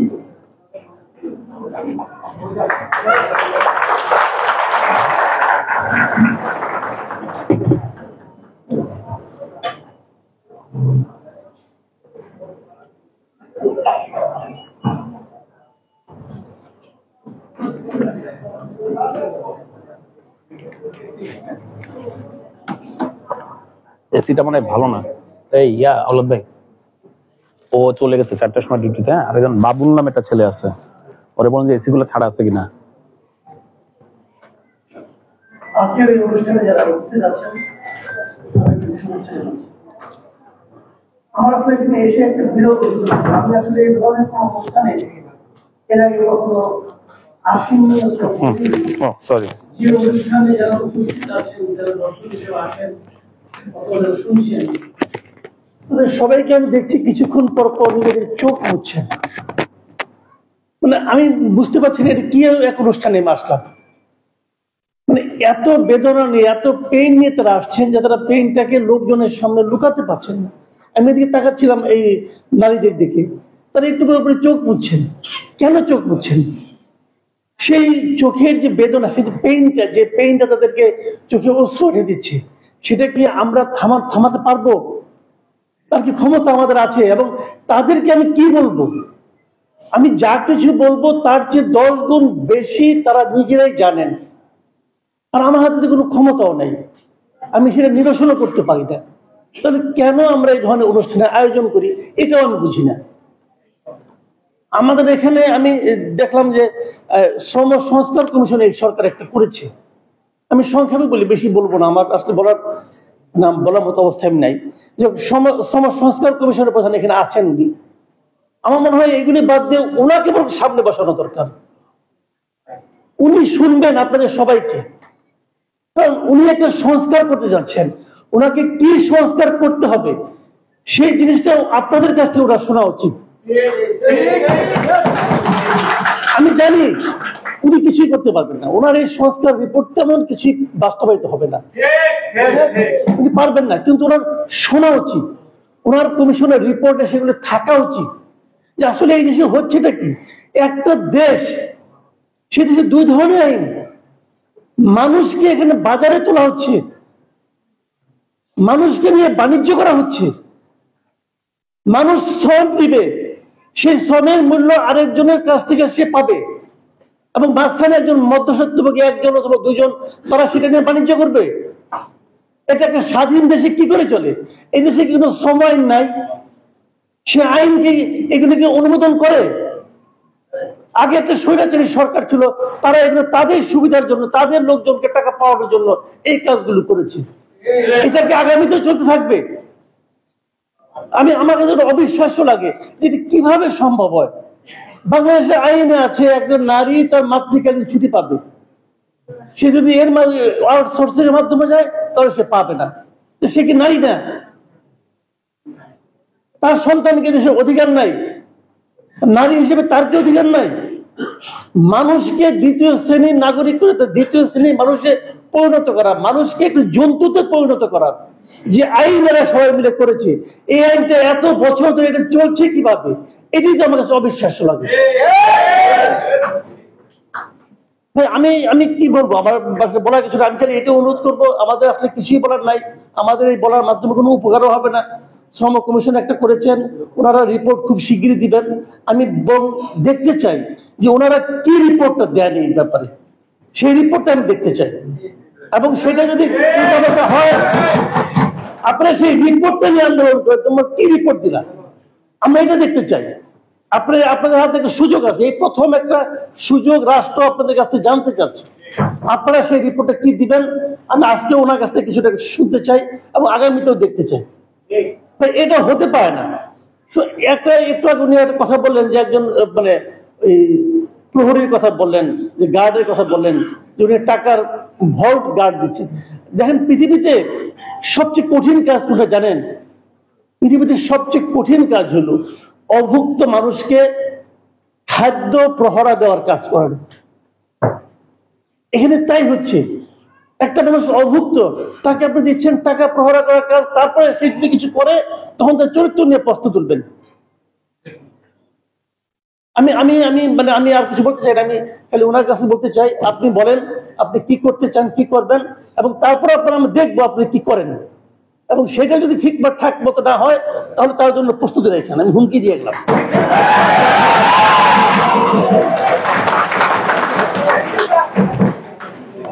ধন্যবাদ জনাব মাসুদ কামাল স্যারকে।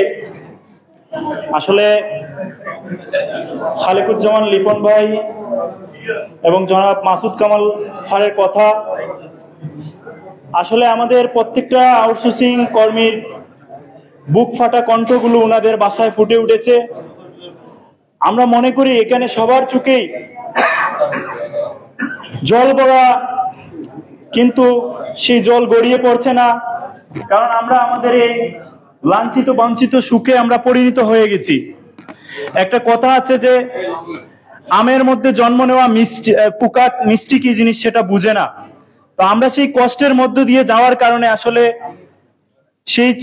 সেই কষ্টটা আসলে আপনাদেরকে কিভাবে বোঝাবো সেই ভাষা পাচ্ছি না, তবু আপনাদের ভাষার থেকে আমরা সেটা খুঁজে পাচ্ছি। এ পর্যায়ে আমাদের সম্মুখে বাংলাদেশ আউটসোর্সিং কর্মচারী কল্যাণ পরিষদের উক্ত সেমিনারে মূল্যবান বক্তব্য পেশ করবেন। আউটসোর্সিং এর এই দুঃখ দুর্দশা এবং আমাদেরকে আজকে ওনারা আশ্বস্ত করে যাবেন সামনের দিনগুলোতে কি সংস্কার করে দিচ্ছেন আমাদেরকে, এই সম্পর্কিত কথা বলার জন্য বিনীত আহ্বান করছি জনাব কমরেড রাজেকুজ্জামান রতন মহোদয়কে আপনি আপনার মূল্যবান বক্তব্য পেশ করার জন্য বিনীত আহ্বান করছি।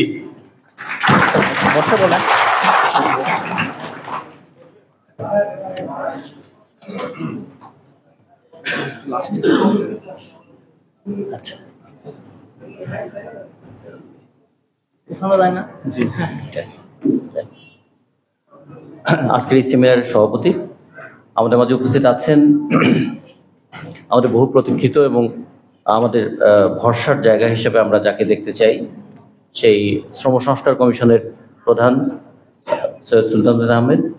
আমাদের মাঝে উপস্থিত আছেন বিশিষ্ট অর্থনীতিবিদ। আমাদের শ্রমজীবী মানুষের পক্ষে অর্থনৈতিক বিশ্লেষণ হাজির করেন এরকম লোকের সংখ্যা তো খুব কম। তার মধ্যে যে দুই একজন আছেন তার মধ্যে অন্যতম প্রফেসর এম এম আকাশ উপস্থিত আছেন। একটু আগে কথা বলে গেলেন আপনাদের সামনে আমাদের প্রিয় সাংবাদিক মাসুদ কামাল ভাই, উপস্থিত খালিকুজ্জামান লিপন। আমাদের এখানে উপস্থিত আছেন আপনাদের সার্বক্ষণিকভাবে আপনাদেরকে নানা বুদ্ধি পরামর্শ দিচ্ছেন সমাজতান্ত্রিক শ্রমিক ফ্রন্টের কেন্দ্রীয় কমিটির সাধারণ সম্পাদক আহসান হাবিব বুলবুল সহ আউটসোর্সিং কর্মচারী ভাই বোনেরা। শুভেচ্ছা জানানোর মতো একটা কঠিন কাজ আমরা করতে চাই না, আমরা সংগ্রামের একটা আহ্বান জানাতে চাই। এটা তো আমরা সবাই জানি যে শ্রম ছাড়া উৎপাদন হয় না, আবার শ্রমিককে শোষণ না করলে মুনাফাও হয় না। তাহলে দুটো জিনিস পাশাপাশি চলছে, শ্রমিককে দিয়ে উৎপাদন হচ্ছে আর শ্রমিককে শোষণ করে মুনাফা বাড়াচ্ছে। এই ক্ষেত্রে আমাদের ভূমিকাটা কি? একটু আগে মাসুদ কামাল ভাই যেটা বললেন, শ্রমিক রাজনীতি করতে এসে আমাদের প্রতিদিন এই বিষয়টা মোকাবেলা করতে হয়। অনেক ক্ষেত্রে বলা হয় যে মানসিক রোগের চিকিৎসক যারা, তারাও অনেকটা মানসিক রোগী হয়ে যান।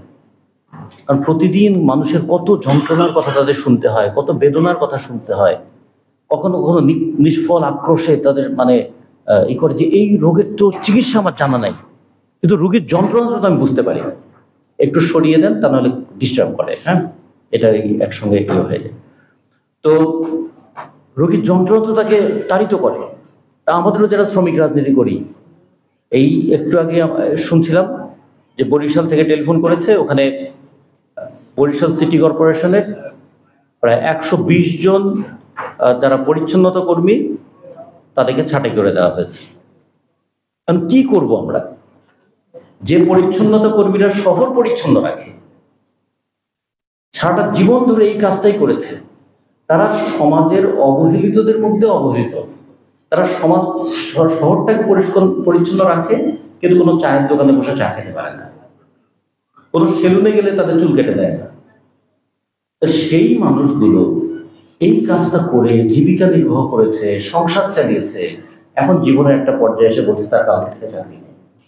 আর মনীষা চক্রবর্তী বলছেন কি করবো আমরা, আমাদেরকে কি করার আছে?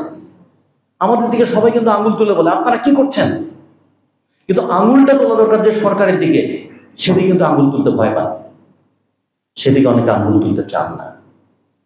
আমরা পড়ে গেছি যে এই মানুষদের কি করব, তাদেরকে বলবো কবি ইকবালের মতো যে শস্যে কৃষকের অধিকার নাই সেই শস্য ক্ষেত্র জ্বালিয়ে দাও। এই কথা বললে তো বলবেন আপনার কমিউনিস্ট, আপনার উত্তেজনা তৈরি করছেন। আরে যে শ্রম করে আমি মজুরি পাই না, যে কাজ করে আমার সংসার চলে না, অথচ আমার কাজকে শোষণ করে একজনের সম্পদের পাহাড় করে, ওইটাকে যদি ভেঙে দেওয়ার কথা বলি, কালকে বলবেন সমাজে বিশৃঙ্খলা তৈরি করছে।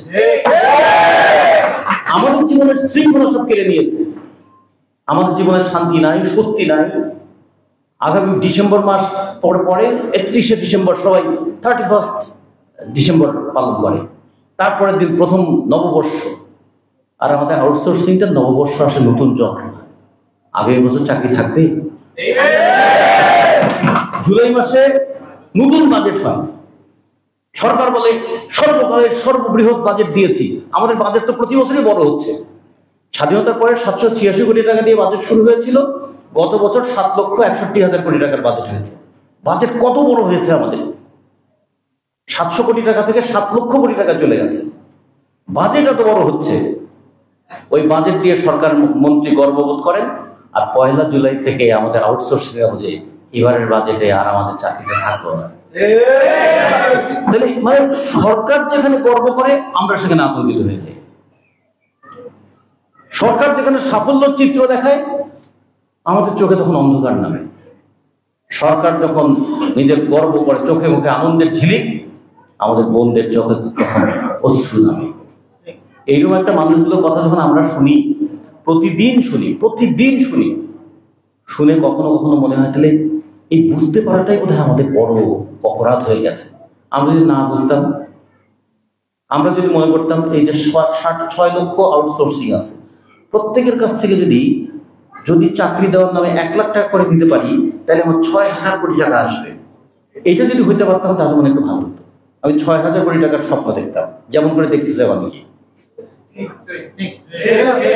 আমরা যদি দেখতাম যে সরকার বলেছে 19,000 টাকা বেতন দিবেন, আমি দিচ্ছি তাদেরকে 14,000 টাকা, 12,000 টাকা।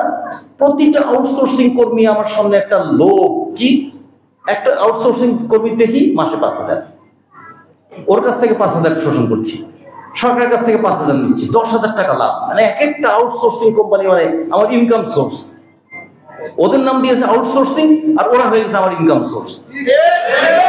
এইটা হইতে পারলে মানে খুব ভালো হইতো, তাতে হয়তো আমি মানুষ থাকতাম না। কিন্তু এই সমাজে সবাই বলতো, দেখছো কি দামি গাড়ি চড়ে, কিরকম দামি বাড়ি বানিয়েছে, কিরকম ঠাট বাট তাদের আছে। আমাদের কেউ কেউ এখন মাফলার পড়েন 86,000 টাকা, কেউ কেউ এখন গলার হার পড়েন 40 লাখ টাকা, এইরকম পড়েন। আমাদের তখন ছবিগুলো দেখি, এইরকম একটা দেশ আমাদের চলছে। তখন আমাদের ভিতরে আমাদের মধ্যে রক্তক্ষরণ হয়। আপনাদের চোখ দিয়ে যেমন জল গড়ায়, আমাদের বুকের মধ্যে রক্তক্ষরণ হয়। কিছু করতে পারি না বলে নিষ্ফল আক্রোশ তখন তৈরি হয়। সেই ক্ষেত্রে আমরা এই যে এবার শ্রম সংস্কার কমিশনে শুরুর কাজটা হয়েছিল, প্রথম বৈঠকটা আমরা করেছিলাম পরিচ্ছন্নতা কর্মীদেরকে নিয়ে, তাদের বেদনাটা শুনতে চেয়েছিলাম। তারপরে একটু আপনাদের সঙ্গে যোগাযোগ হওয়ার পরে আপনাদের সঙ্গে বৈঠকের ব্যবস্থা করে দিয়েছিলাম। আপনারা 66টা দপ্তর, অধিদপ্তরের সবাই গিয়েছিলেন শ্রম দপ্তরের মানে শ্রম সংস্কার কমিশনে। আপনারা গিয়ে আপনাদের কথাগুলো লিখিতভাবে দিয়ে এসেছিলেন। তারপরে ওইখানে বসে সচিবকে জানানো হয়েছে, সচিবকে বসে বলা হয়েছিল যে অন্তত এই কমিশন যতদিন কাজ করবে আপনি অন্তত এইটুকু নিশ্চয়তা দেন, যতদিন কমিশনের রিপোর্ট না দিচ্ছে ততদিন কাউকে আপনি ছাঁটাই করবেন না। সচিব কথা বললেন, আমাদের কথা শুনলেন। পরে ঠিকাদারকে ডেকে নিয়ে এসে বসানো হলো। তারপরেও শুনছি খুলনায় আউটসোর্সিং ছাঁটাই বন্ধ করে দেওয়া হয়েছে, কালকে মুগদায় ছাঁটাই করে দেওয়া হবে, পরশু অমুক জায়গায় ছাঁটাই করা যাচ্ছে, ওদিকে সরদ্দি হাসপাতালে ছাঁটাই করে দেওয়া হলো। তখন কেমন লাগে? সচিব বললেন আমি তো ডেকে বলে দিয়েছি ছাঁটাই চলবে না। তার মানে সচিবের উপরে সচিব আছে, সরকারের মধ্যেও সরকার আছে। ওই সরকারটা হচ্ছে লোভের সরকার, ওইখানে টাকার সরকার। আমরা এই জায়গাটা একটু বলতে চাই, শুধু এইটুকু হিসাব দিয়ে বলছেন যে এই যে ছেলে মেয়েগুলো, আমাদের বয়সের তুলনাতে সব ছেলে মেয়ে, তাই না? জীবনের একটা পর্যায়ে তারা গড়ে তুলছে, সেই পর্যায়ে তাদের চোখে মুখে অনিশ্চয়। একটা রাষ্ট্রের জন্য এটা কত ক্ষতির কারণ। আকাশ ভাইকে আজকে আমরা এখানে ডেকেছি, আকাশ ভাইকে বলার সাথে সাথে আকাশ ভাই রাজি হয়ে গেছেন। তিনি এখানে আপনাদের কথা শুনে নিশ্চয়ই তিনি তার একটা তথ্য পাচ্ছেন, উপাত্ত পাচ্ছেন, তার গবেষণার কাজে লাগবেন। তিনি তার কলম চালাবেন এখানে যে কিভাবে আমাদের যৌবনটাকে ধ্বংস করে দিয়ে, যৌবনটাকে ব্যবসার পণ্য বানিয়ে দিয়ে একদল মানুষ মুনাফার পাহাড় গড়ে তুলছে। তারপরে তোমরা বলো বাংলাদেশে গণতন্ত্র। এটা কি শোষকদের গণতন্ত্র, শোষণ করার গণতন্ত্র, নাকি এই সমস্ত মানুষদেরকে রক্ষা করার গণতন্ত্র? তার লেখায় এগুলো আসবে। তিনি আপনাদের কি করতে পারবেন আমরা জানি না। মাসুদ কামাল ভাই কালকেই হয়তো, আজকে তার যে আবেগ আমি দেখেছি, আজকেই হয়তো তিনি রাত্রেই হয়তো তিনি তার একটা এপিসোড তৈরি করবেন। অন্তত লক্ষ লক্ষ মানুষের কাছে আপনাদের কান্নাটা তার মাধ্যমে পৌঁছে যাবে। তিনি তো বলবেন যে আজকে আমি এমন জায়গায় গিয়েছিলাম যেখানে গিয়ে নিজেকে আমার অপরাধী মনে হয়েছে, যে আমি তাদের জন্য কিছু করতে পারি নাই, আমি তাদেরকে অসহায় মনে করি নাই, কিন্তু নিজেকে অসহায় মনে করেছি যে এই মানুষটার জন্য কিছু করতে পারি না, এর চেয়ে বড় অসহায়ত্ব আর আছে। সেই কথাগুলো মাসুদ কামাল ভাই বলবেন। শ্রম সংস্কার কমিশনের প্রধান, তিনি তার কলমের যতটুকু জোর আছে সেইটা দিয়ে তিনি সুপারিশটা করবেন যে এত বড় অপচয়, এত বড় অপমান, এত বড় অন্যায় বাংলাদেশে হতে পারে না। আমাদের শ্রম আইন একটা আছে, কেউ নাকি আইনের ঊর্ধ্বে নয়। শ্রম আইনে না বলা আছে 100 ধারায়, 108 ধারায়, 100 ধারায় কি বলা আছে যে 8 ঘন্টা কর্মদিবস হইবে। আউটসোর্সিং এর ক্ষেত্রে শ্রম আইন কই? এইটা বলার কেউ নাই, এটা দেখার কেউ নাই। আইনের দৃষ্টিতে কি সবাই সমান? আইনের দৃষ্টিতে সবাই সমান হলো কোন? সেইটাই। আবার আমাদের শ্রম আইনে বলা আছে শ্রমিকের ধরন কেমন হবে, স্থায়ী শ্রমিক হবে, অস্থায়ী শ্রমিক হবে, বদলি শ্রমিক হবে, শিক্ষানবিশ শ্রমিক হবে, শিক্ষাধীন শ্রমিক হবে, মৌসুমী শ্রমিক হবে। এই তো শ্রমিক, এই ধরনের শ্রমিক হবে। তো ওখানে তো কোথাও লেখা নেই আউটসোর্সিং শ্রমিক হবে। তাহলে আইনে যেটা নাই, 2018 সাল থেকে এটা হয় কেমন করে? আমরা না খুব গণতন্ত্রের কথা বলেছি, তো কোথাও কোনো কেউ এটা নিয়ে কথা বলেন নাই কেন? কারণ অনেকগুলো বিষয় আছে। আপনারা একটা কথা বলেছেন যে এখানে নিশ্চয়ই একটা কিছু মধু আছে। মধুটা কিরকম? এই যে 6 লক্ষ শ্রমিক কর্মচারী প্রতি মাসে যদি তারা গড়ে 15,000 টাকা করেও বেতন পায়, অনেকে 8-9 হাজার টাকা পায়, কেউ 16-17 হাজার পায়, 15,000 টাকা করেও যদি পায়, তাহলে স্ট্রেট প্রতি মাসে সরকারকে 2250 টাকা করে ভ্যাট দেয়। বছরে 1650 কোটি টাকা আমরা ভ্যাট দিই, তার উপর আবার নতুন ভ্যাটের খরচ আসছে না? এই যে এখন মোবাইলে আপনারা সব ভিডিও করছেন, এর জন্য প্রতি 100 টাকায় 39 টাকা করে সরকারকে দিচ্ছেন আপনারা। তার মানে আপনি বেতন কম পান, অসুবিধা নাই, ওনার কিন্তু ভ্যাটের কমতি হচ্ছে না। আপনার চাকরির নিশ্চয়তা আছে কিনা আছে বড় কথা নয়, তার কিন্তু শোষণের নিশ্চয়তাটা আছে। আগামী বছর চাকরি থাকবে কি না থাকবে এটা বিষয় না, ওই ঠিকাদারের কিন্তু আগামী বছর নতুন করে তার কোম্পানির আবার কাজ পাবে সেই নিশ্চয়তা আছে। 6 লক্ষ শ্রমিকের জন্য 1300 কোম্পানি, 6 লক্ষ শ্রমিক, তার সঙ্গে 1300 কোম্পানি, গড়ে প্রত্যেকটা কোম্পানিতে 461 জন করে শ্রমিক থাকার কথা। যদি 200 জনের একটা শ্রমিক হয়, কেউ যদি 200 জন নিয়ে একটা কোম্পানি করে, আমি বসে বসে হিসাব করছি তার কত খরচ হবে।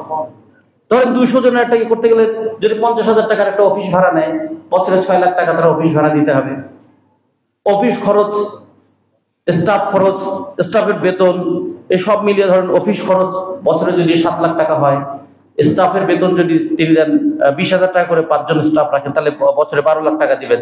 কাজ পাওয়ার জন্য ওই সচিব থেকে শুরু করে সবাইকে ঘুষ দিতে হবে, ঘুষ ছাড়া তো কাজ হবে না, ফলে ঘুষের জন্য 10 লাখ টাকা দিবেন। সব মিলিয়ে তার বছরে 40 লাখ টাকা দিলে খরচ করবেন।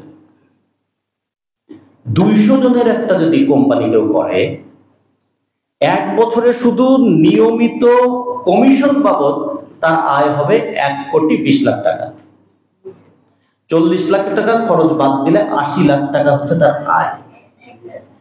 মাসে 80 লাখ টাকা, বছরে 80 লাখ টাকা হলে এর সঙ্গে অন্য বাদ, আমি যদি নিয়োগের জন্য আরো 1 লাখ টাকা করে নিচ্ছে, এটা যদি বাদও দেই, সে যদি সৎ হয়, তারপরে সৎ চোর, মানে চোরের মধ্যে যদি 2 ধরনের চোর বলি, অসৎ চোর আর সৎ চোর, মানে নিয়ম মাফিক চুরি করেছে, নিয়ম মাফিক চুরি করলেও তার বছরে 80 লাখ টাকা আয় হয়, তাহলে মাসে প্রায় 7 লাখ টাকা।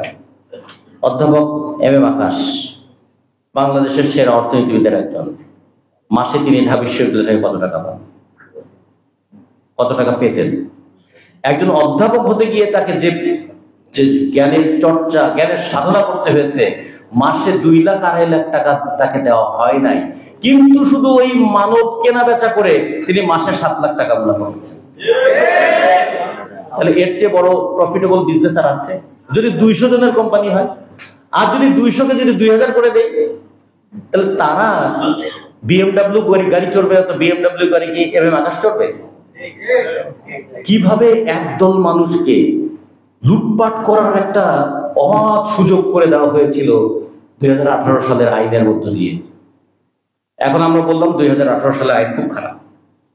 আচ্ছা, 2018 সালের আইন যদি খুব খারাপ বলি, তাহলে এই অন্তর্বর্তীকালীন সরকারের উপর নৈতিক দায়িত্ব পড়ে 2018 সালের ওই খারাপ আইনটা বাতিল করা। ওইটা যদি উনি বাতিল না করেন, তাহলে উনিও খারাপ, ইনিও খারাপ। এই কথাগুলো আমাদের শক্ত করে বলতে হবে না? তখন যদি বলে সরকারের ভাবমূর্তি আপনারা নষ্ট করছেন, সরকার একটা ভাব নিয়ে থাকবে, ওই ভাব দিয়ে আমাদের কি হবে যদি আমার ভাব না জোটে? ফলে আমরা এই কথাটা পরিষ্কার করে আপনাদের কাছে বলতে চাই, আন্দোলনের যে পথে আপনারা আছেন এই পথটা ছাড়বেন না। একটা জিনিস খেয়াল করুন, আমার মেয়েরা এখানে আছে, এরা কেউ বয়সে আমার মেয়ের চেয়ে বড় হবে না, কিন্তু এই মেয়েরা যখন কাঁদে তখন আমাদের মতো বয়সের মানুষদের কেমন লাগে? কোন একটা দরিদ্র বাবা যদি শোনে তার মেয়েটা বাচ্চা হবে, কষ্ট করে হলেও একটু দুধ, একটু কলা, একটু ডিম এগুলো খাওয়ার ব্যবস্থা করে, মারে তোর জন্য তো আর কিছু আনতে পারিস না, তোর জন্য ভালো করে একটু ফটল খাস। এখন আমার মেয়েদের অবস্থা হয়েছে, যদি মেয়েদের পেটে বাচ্চা আসে, মেয়েটা চিন্তা করবে চাকরিটা কি থাকবে?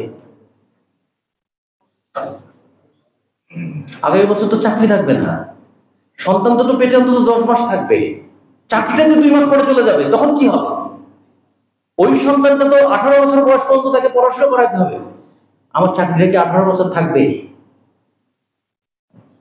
এই 6 লক্ষ ছেলে মেয়ে তারা কি বিয়ে করবে না? তারা কি বিয়ে করে নাই? তাদের কি বাচ্চা কাচ্চা নাই? তাদের নিজেদের জীবন যেমন হোক না কেন, বাচ্চাদের কথা ভাবলেই তাদের বুকে কিরকম কষ্ট হয়। রাষ্ট্র কি এতটা মানবিকও হবে না যে মানুষের কষ্টটা বুঝবে না? আমরা আমাদের শ্রমিক ফ্রন্টের পক্ষ থেকে হিসাব করে দেখেন, রাষ্ট্র তোমার কিন্তু একটা পয়সাও বাড়তি দিতে হবে না, তুমি শুধু যে কাজটা করো, যে টাকাটা তুমি ঠিকাদারকে দাও ওই টাকাটা ওনার হাতে দাও। তুমি তো টাকাটা দিচ্ছই, তুমি তো একটা পে স্কেল ঠিক করেছো, যার টাকা তার হাতে দাও, মাঝখানে তোমার ঠিকাদার কেন? একসময় আমরা দিল্লির সম্রাটরা তারা যাকে পছন্দ করতেন তাদেরকে জায়গিরদার দিয়ে দিতেন, তোমাকে এই জায়গাটা জায়গির দিয়ে দিলাম, এই জায়গা সব তোমার। এখন এই ক্ষমতায় যারা থাকে তারা জায়গিরদার নাই, ঠিকাদার আছে, এই তোমার এই ঠিকাদারটা দিয়ে দিলাম, লুটপাট করে খাও। এক একজন ক্ষমতায় বসে সম্রাট হয়ে যাচ্ছে এবং ঠিকাদার বানিয়ে দিচ্ছেন। আমরা বলছি টাকা দেবে সরকার, ঠিকাদারের কি দরকার? তাহলে সরকারের টাকা সরকারের কাজ করবে, মাঝখানে কোনো ওই রক্ত চোষার যোগ আমরা দেখতে চাই না। এই কথাগুলো আপনারা দীর্ঘদিন ধরে বলছেন। এর সঙ্গে ছোট্ট দুটো কথা বলে আমি শেষ করব। মানুষকে যত বেশি কাজ করানো যায়, স্যার ভূমি জরিপে মেয়ের নামের একটা মেয়ে, সে মাতৃত্ব হওয়ার কারণে তাকে চাকরিচ্যুত করা হয়েছে। আচ্ছা রিসেন্টলি। হ্যাঁ, এইরকম দুঃখের কথা দেখেন, কত ঘটনা এরকম আসছে প্রতিদিন। তো সেটা বলছিলাম যে এক সময় শোষণটা বাড়ানোর জন্য পুঁজিপতিরা নিয়ম করলো কি, ডিভিশন অফ লেবার করবে। এক একজনের এক একটা কাজ, আলাদা আলাদা কাজ, সব কাজগুলোকে একত্রিত করে একটা বড় কাজ করবে, প্রত্যেককে আলাদা আলাদা করে সেকশন করে দাও। ডিভিশন অফ লেবার করেও যখন মুনাফা তাদের লোভ মিটছে না, তখন সেখান থেকে তারা নিয়ে আসলো কোনো স্থায়ী কাজ থাকবে না, স্থায়ী কাজ থাকবে না। তারপরে কি, তারপরে আসলো যে আউটসোর্সিং এর জায়গায়, মানে ক্রমাগত ওদের মুনাফা বাড়ানোর চেষ্টাটা তারা করছে, আর কাজের মাথার, শ্রমিকের ঘাড়ের উপর কাজের বোঝা চাপানোর চেষ্টা করছে। চাবুক মেরে কাজ করানোর ফন্দি ওদের। ফলে এই চাবুক মেরে কাজ করানোর ফন্দি, চাবুক মানে এটা হচ্ছে অর্থের চাবুক, টাকার চাবুক। একটা জিনিস খেয়াল করে দেখেন, প্রতি বছর মূল্যস্ফীতি হয়, জিনিসের দাম বাড়ে, বাসা ভাড়া বাড়ে, বিদ্যুতের বিল বাড়ে, গ্যাসের দাম বাড়ে, শিক্ষা চিকিৎসার খরচ বাড়ে, সাথে সাথে তো আপনাদের অভিজ্ঞতাও বাড়ে। 1 বছর চাকরি করার পর অভিজ্ঞতা বাড়ে না, তারপরে দক্ষতা বাড়ে না, কিন্তু বেতন বাড়ে না। তাহলে জিনিসের দাম বাড়ে, আপনার দক্ষতা বাড়ে, কিন্তু বেতন বাড়ে না। তাহলে কি বাড়ে? বাড়ে বৈষম্য, বাড়ে অনিশ্চয়তা, বাড়ে দুঃখ। ফলে সবকিছুর একটা বাড়তি হচ্ছে, শ্রমিকের জন্য দুঃখ বাড়ে, ওনাদের জন্য মুনাফা বাড়ে। এইটা কতদিন আপনারা চালাবেন? এইটা হচ্ছে আমরা রাষ্ট্রের কাছে জানতে চাইবো। আমরা আর একটা কথা বলতে চাইবো, ডাটাবেজ যারা সুরক্ষিত করবে তাদের চাকরিটার সুরক্ষা নাই। হাসপাতালে যে নিয়মিত সেবা দেবে তার নিজের জীবনের কোনো নিশ্চয়তা নাই। আমাদের এই যে কত সেক্টর, আমরা তো সেই পানি উন্নয়ন থেকে শুরু করে আমাদের সচিবালয় পর্যন্ত, সচিবালয় থেকে 13টা আউটসোর্সিং কোম্পানি তারা লোক সাপ্লাই দেয়। 13টা আউটসোর্সিং কোম্পানি লোক সাপ্লাই দেওয়ার ফলাফল কি দেখলাম? যখন আগুন লাগলো, কে দায়িত্ব পালন করে? 8 তলা একটা কুকুর পুড়ে মরে গেল, আচ্ছা কুকুর 8 তলায় উঠেছিল কেন, এই প্রশ্নের জবাব দেওয়ার কেউ নেই, কারণ সব তো আউটসোর্সিং। তার মানে নিরাপত্তা, রাষ্ট্রের নিরাপত্তাও কিন্তু বিঘ্নিত হচ্ছে। তাহলে এরা কি পরিকল্পিতভাবে নিরাপত্তা বিঘ্নিত করতে চায়? কারণ নিরাপত্তা বিঘ্নিত করাও তাদের জন্য লাভজনক। তাহলে আউটসোর্সিং শুধুমাত্র শ্রমিকদের ক্ষতি করছে তা না, রাষ্ট্রগত ঝুঁকিপূর্ণ করছে। সবচেয়ে বেশি ক্ষতি করছে আমাদের সমাজের ভারসাম্যটা নষ্ট হয়ে যাচ্ছে। 6 লক্ষ তরুণ যুবক, তাদের জীবনের সামনে কোনো স্বপ্ন থাকছে না। এই মানুষগুলোর জীবনের যে অনিশ্চয়তা, তার ছাপ পড়ছে কমপক্ষে 6 লক্ষ শিশু সন্তানের উপরে। আর এই 6 লক্ষ তার আসমান থেকে পড়ে নাই। আমরা একটু আগে কোরআন তেলাওয়াত শুনেছি, কোরআনের সেই পবিত্র বাণীর মধ্যে আছে যে তার কোনো পিতাও ছিল না, তার কোনো পুত্রও নাই। এটা আল্লাহর ক্ষেত্রে। ওরা কি মানুষকেও এরকম মনে করে নাকি? তাহলে মানুষের তো পিতা আছে, মানুষের তো পুত্র আছে। তার পিতার প্রতি একটা কর্তব্য আছে, পুত্রের প্রতি একটা দায়িত্ব আছে, কিন্তু তার বেতনটা নাই। দায়িত্ব পালন করবে কেমন করে? এই বিষয়গুলো আমরা আপনাদের কথাগুলো, আমরা বেদনাগুলোকে আন্দোলনে দেখতে চাই। চোখের কান্নার জল মোছানোর ক্ষমতা আমাদের নাই ভাই, কিন্তু আন্দোলনটা যেন না ছাড়েন এই কথাটা বলার একটু অধিকার আমাদের আছে। তার সাথে সাথে একটা জিনিস শুধু সতর্ক করার অধিকার আছে, দুঃখ যেখানে বেশি, শোষণও সেখানে বেশি, এবং এইটাকে কেন্দ্র করে লুণ্ঠনটাও সেখানে বেশি। আউটসোর্সিংদের নিয়ে আসেন, একটা রিড করে দেই, সবাই 2000 টাকা করে দেন। ও চিন্তা করে 6 লক্ষ আউটসোর্সিং কর্মী 2000 টাকা করে দিলে 12 লক্ষ টাকা হয়। এরকম একটা মানে 12 লক্ষ না, 1,20,00,000 টাকা হয়। এই ধরনের একটা কিন্তু আপনাদেরকে নিয়ে খেলা চলে। আপনাদেরকে কতভাবে বিভক্ত করে রাখা যায় তা নিয়েও ষড়যন্ত্র চলে। কতভাবে আন্দোলনের পথ থেকে আপোষের পথে নিয়ে যাওয়া যায় সেটারও ব্যবস্থা করা যায়। আমার পিছনে 500 আউটসোর্সিং কর্মী আছে, তাদের দুঃখটা তখন আমার জন্য বাণিজ্য হয়ে গেছে। তো ও তো 500 জনের নেতা, ওরে একটু সুযোগ সুবিধা দাও। এইরকম করে করেও কিন্তু অনেক ক্ষেত্রে দুঃখটা বাড়ায়। আমরা তো আপনাদের কাছে এইটুকু বিবেকের প্রতিধ্বনিটা করতে বলবো যে আমি কিছু করতে না পারি, আমি আউটসোর্সিংদের ক্ষতি করবো না। আমি কিছু করতে না পারি, আমি কোনো ভুল পরামর্শ দেব না। আমি হয়তো দাবি আদায় করে দিতে না পারি, কিন্তু এই দাবি আদায়ের নামে আমি কোনো কমিশন বাণিজ্য করবো না। এই কথা কিন্তু আপনাদের মধ্যে থাকতে হবে। ফলে আপনারা আন্দোলনের মধ্যে আছেন, আন্দোলনের মধ্য দিয়ে দাবিটা আদায় করতে হবে। একটা স্থায়ী কাজ, সেই স্থায়ী কাজে অস্থায়ী শ্রমিক নিয়োগ করা যায় না। এই বিধানটাকে সামনে রেখে আমরা আপনাদের পক্ষে যতখানি সম্ভব আন্দোলন করব। আপনারাও সেই আন্দোলনে থাকবেন। এটা আমাদের সবার জন্য প্রয়োজন, এইটা আমাদের রাষ্ট্রের জন্য প্রয়োজন, সমাজের জন্য প্রয়োজন, শুধু আপনাদের জন্য প্রয়োজন তা না। যদি আউটসোর্সিংটা স্থায়ী হয়ে যায়, ভবিষ্যতে আপনাদের সন্তানদের কথাও যদি ভাবেন, তাদের জীবনটা কেমন হবে? বাপের জীবন তো আউটসোর্সিং হিসেবে চলে গেল, ছেলের জীবনও কি আউটসোর্সিং এ যাবে? ফলে আমাদের ভবিষ্যতের সন্তানদের কথা ভেবেও কিন্তু আন্দোলনের কথা থাকতে হবে। সেই আন্দোলনে আপনারা থাকবেন। এই কথা বলে আপনাদের সবাইকে ধন্যবাদ জানিয়ে অনেক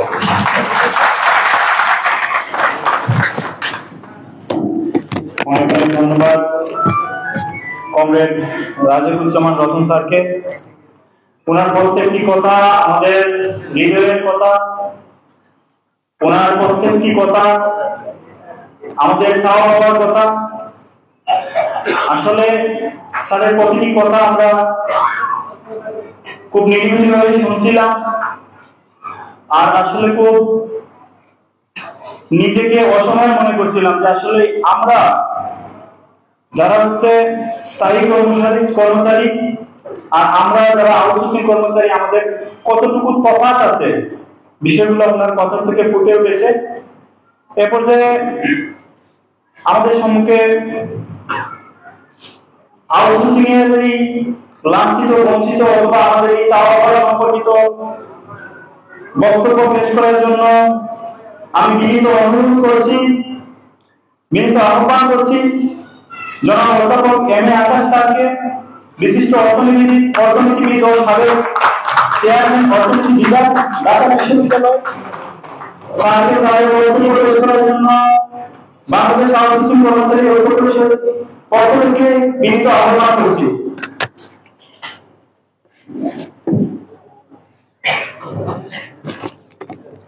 আপনারা জানেন যে বর্তমান সরকার দাবি করে যে তাদেরকে যারা ক্ষমতায় বসিয়েছে, অর্থাৎ অগাস্টে যেই ছাত্র জনতার অভ্যুত্থান, তাদের একটা নীতি হচ্ছে বৈষম্যহীন সমাজ গড়ে তোলা। তারা দাবি করেন, তার মানে সেই হিসাবে ডক্টর ইউনূস দাবি করেন যে তিনি অন্তর্বর্তীকালীন সরকার হলেও তিনি চেষ্টা করবেন এমন কিছু সংস্কার করতে যাতে এখনই বৈষম্যহীন সমাজ তৈরি হয়, অথবা বৈষম্যহীন সমাজের যেটুকু বৈষম্য কমানো যায় সেটুকু তিনি করবেন, আর বাকি কাজগুলো ভবিষ্যতে হবে। শ্রমিকদের ক্ষেত্রে বৈষম্য কমানোর জন্য তিনি একটা কমিশন তৈরি করে দিয়েছেন, তাদের সুপারিশ হয়তো সুলতান ভাই তৈরি করছেন, দিবেন। তাহলে প্রশ্ন একটা আসে যে আমরা কি কমাবো, কিভাবে কমাবো, কোথায় কমাবো, এগুলো তো আমাদের খুঁজে বার করে দেখতে হবে। আপনাদের যে আউটসোর্সিং লেবারের যে সিস্টেম, এই যে ব্যবস্থাটা আছে, যেটা 2018 সালে একটা পরিপত্র জারি করে করা হয়েছে, এটা কিছুটা নিয়ম কানুন তৈরি করা হয়েছে, কিন্তু সেখানে কতগুলো বৈষম্য আছে। বৈষম্য শব্দটার অর্থ হলো খুব সোজা, সেটা হলো একই কাজ করে আমি যদি বেশি পাই ও যদি কম পায় তাহলে আমাদের মধ্যে বৈষম্য হয়ে গেল। একই কাজ করে, একই রকম কাজ করে, একই রকম দক্ষতা নিয়ে, একই রকম যোগ্যতা নিয়ে, মানে একই রকম জিনিসের জন্য একই রকম, বিভিন্ন রকম হলে বিভিন্ন রকম। আমরা মুড়ি মুরগির এক দর চাচ্ছি না, কিন্তু মুড়ির দুইটা দর থাকতে পারবে না, মুড়ির একটা দামই থাকবে। এইটা তাহলে নীতি হওয়া উচিত এই সরকারের। এখন আমি, আপনারা যে বইটা আমাকে দিয়েছেন, এই বইটাতে আমি কতগুলো বৈষম্যের চিহ্ন দেখতে পাচ্ছি। 1 নম্বর বৈষম্য আপনারা লিখেছেন যে আমাদের মধ্যে কাজের তফাৎ নাই, খালি আমরা হলাম অস্থায়ী কর্মী আর ওরা হলো স্থায়ী কর্মী। একই কাজ আমরা করছি, সেটা নার্স বলেন, মানে হাসপাতালে বলেন, পরিচ্ছন্নতা কর্মী বলেন, কিন্তু 2 রকম লোক কাজ করছে। এক রকম লোক হচ্ছে স্থায়ী, আরেক রকম হচ্ছে অস্থায়ী। স্থায়ী অস্থায়ীটা তো হলো একটা চুক্তির ব্যাপার। তার মানে স্থায়ী যে চুক্তি হবে, কাজের যে শর্ত হবে, অস্থায়ী চুক্তিও তাই হবে, কারণ কাজের তো তফাৎ নাই, খাটনির তো তফাৎ নাই। আর যদি আপনি বলেন যে দক্ষতার তফাৎ আছে, একই স্থায়ী কাজ, কেউ হয়তো MA পাস, কেউ হয়তো আর একটু কম পাস, তাহলে সেই ক্ষেত্রে একটা তফাৎ হতে পারে, সেটা চুক্তিতে হতে পারে। সেটা মানে যোগ্যতা, দক্ষতা, বা স্থায়ী কাজে কেউ 2 ঘন্টা কাজ করলো, কেউ 3 ঘন্টা কাজ করলো, যে বেশি কাজ করবে সে একটু বেশি পাবে। মানে বৈষম্যের ব্যাপারটা আমাদের দেখতে হবে, সমান কাজ করে সমান দক্ষতার লোক কম পাচ্ছে কিনা। এইটা হলো আমরা দাবি করতে পারি ন্যায়সঙ্গতভাবে এবং সরকারের কাছে।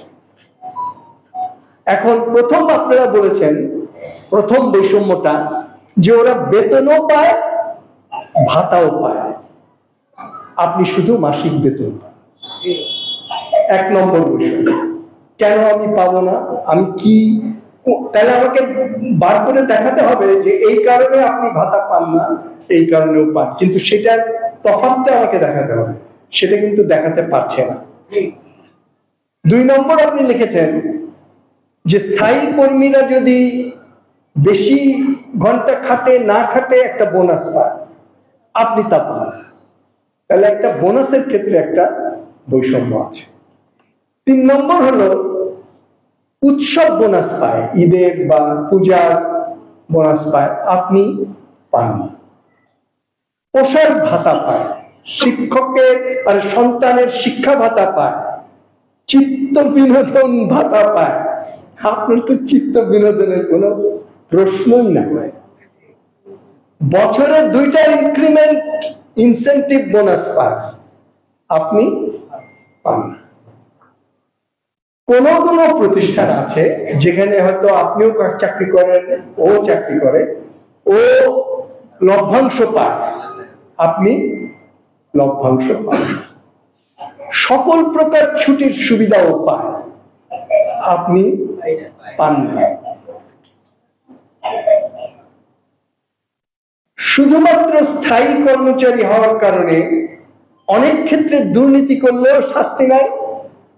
আপনি পান থেকে চুল খসলে আপনার শাস্তি আছে।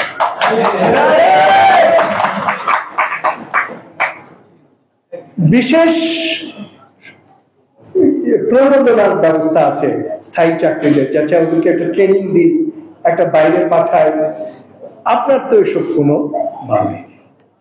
এর সঙ্গে আপনারা যোগ করেছেন যে আপনি মহিলা হলে আপনি মাতৃত্বকালীন ছুটি পান না, ও পান। তাহলে আমরা আজকে আমাদের যিনি উপস্থিত আছেন তাকে বলবো যে আপনি এই বৈষম্যগুলো দূর করেন। আপনার সরকার স্বীকার করে নিয়েছে যে আমরা ক্ষমতায় এসেছি বৈষম্য দূর করতে, তাহলে এই বৈষম্যগুলো দূর করেন। এই বৈষম্য তখন বলবে যে এই বৈষম্যগুলো দূর করলে তো আপনাদেরকে স্থায়ী করে নিতে হবে, বলবে আর কি, যে কারণে ওকে যে সুবিধা দিই আপনাকেও যদি এই সুবিধা দিতে হয় সব, তাহলে আপনাদের স্থায়ী করে নিতে হবে। আমরা বলবো যে আপনি স্থায়ী করবেন কি অস্থায়ী করবেন সেটা প্রশ্ন না, প্রশ্ন হলো আপনি তাকে ওই যাদেরকে আপনি স্থায়ী করেছেন তাদের জন্য রাজস্ব থেকে যেই বাজেট বরাদ্দ করেছেন, যেই বাজেট আমরা এখন আর মানে শ্রমিকের তফাৎ ওগুলো আর দেখছি না, দেখছি 6 লক্ষ শ্রমিক, 6 লক্ষ স্থায়ী শ্রমিক, 6 লক্ষ অস্থায়ী শ্রমিক। আমাদের দাবি হবে 6 লক্ষ স্থায়ী শ্রমিকের জন্য যেই বাজেট আপনার আছে 6 লক্ষ অস্থায়ী শ্রমিকের জন্য সমান বাজেট দিতে। তাইলে আমরা বুঝবো যে মানে ওটাকে আবার ভাগ করে নিতে হবে, কোন জায়গায় কি রকম দিতে হবে। মানে আমি বলছি যে একই রকম জিনিসের 2 রকম দর হইতে পারে। আচ্ছা, এটা করতে গেলে 18 সালে বলেছে যে আমরা ওই একই দর দিতে পারবো না, আমরা খালি মাসিক বেতনটা দিব। আচ্ছা, এই প্রথম একটা ভুল নীতি তৈরি হয়ে গেল। ওই অন্যান্য ওদেরকে যে সুবিধা দিতেন আমাদেরকেও মাসিক বেতনের সঙ্গে অন্যান্য সুবিধা দিতে হবে। এই দাবিটা খুবই একটা মানে খুবই একটা মানে ন্যায়সঙ্গত দাবি। তারপরের দাবিটা হচ্ছে যে আপনি যদি শুধু মাসিক বেতন দেন, আচ্ছা আমি মাসিক বেতনের ক্ষেত্রে সমতা রাখবো, একই কাজের জন্য ওকে যেই মাসে বেতন দিই আপনাকেও তাই দিই। তা কি হচ্ছে? হচ্ছে না, কারণ মাঝখানে তো ঠিকাদার। আপনি ঠিকই দিচ্ছেন 12,000 কোটি টাকা বা 12,000 যা হোক,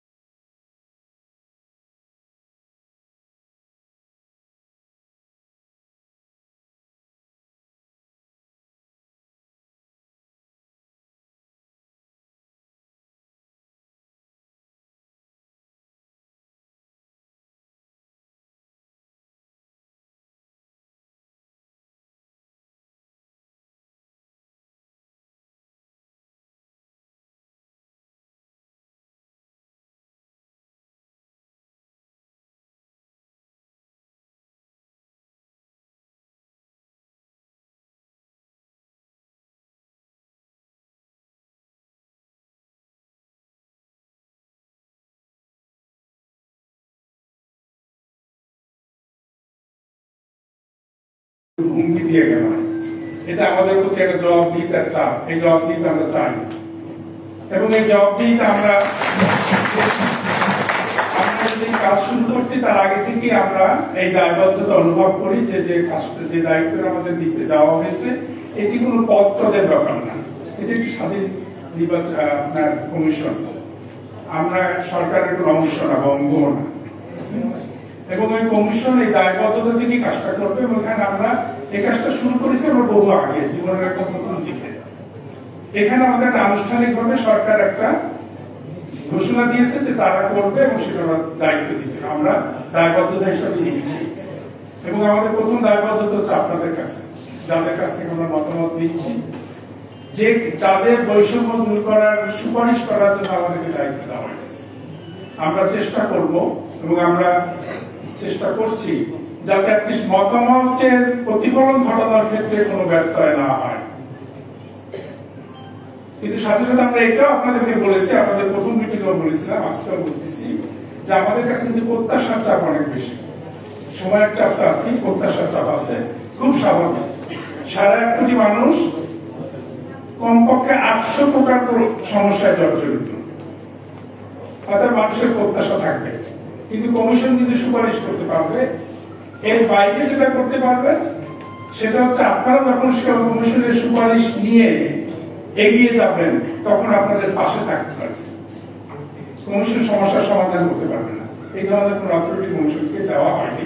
এই প্রত্যাশা আমি নিশ্চিত করতে চাই, যাতে পরে আপনাদের মধ্যে এই ধরনের ক্ষোভ জন্ম না নেয় যে আমরা তো আপনাদের কাছ থেকে কিছু পেলাম না।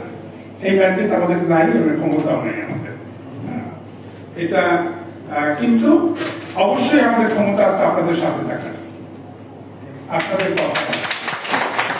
এই ক্ষমতা বাংলাদেশের নাগরিক হিসেবে আমরা জন্ম থেকে অর্জন করেছি।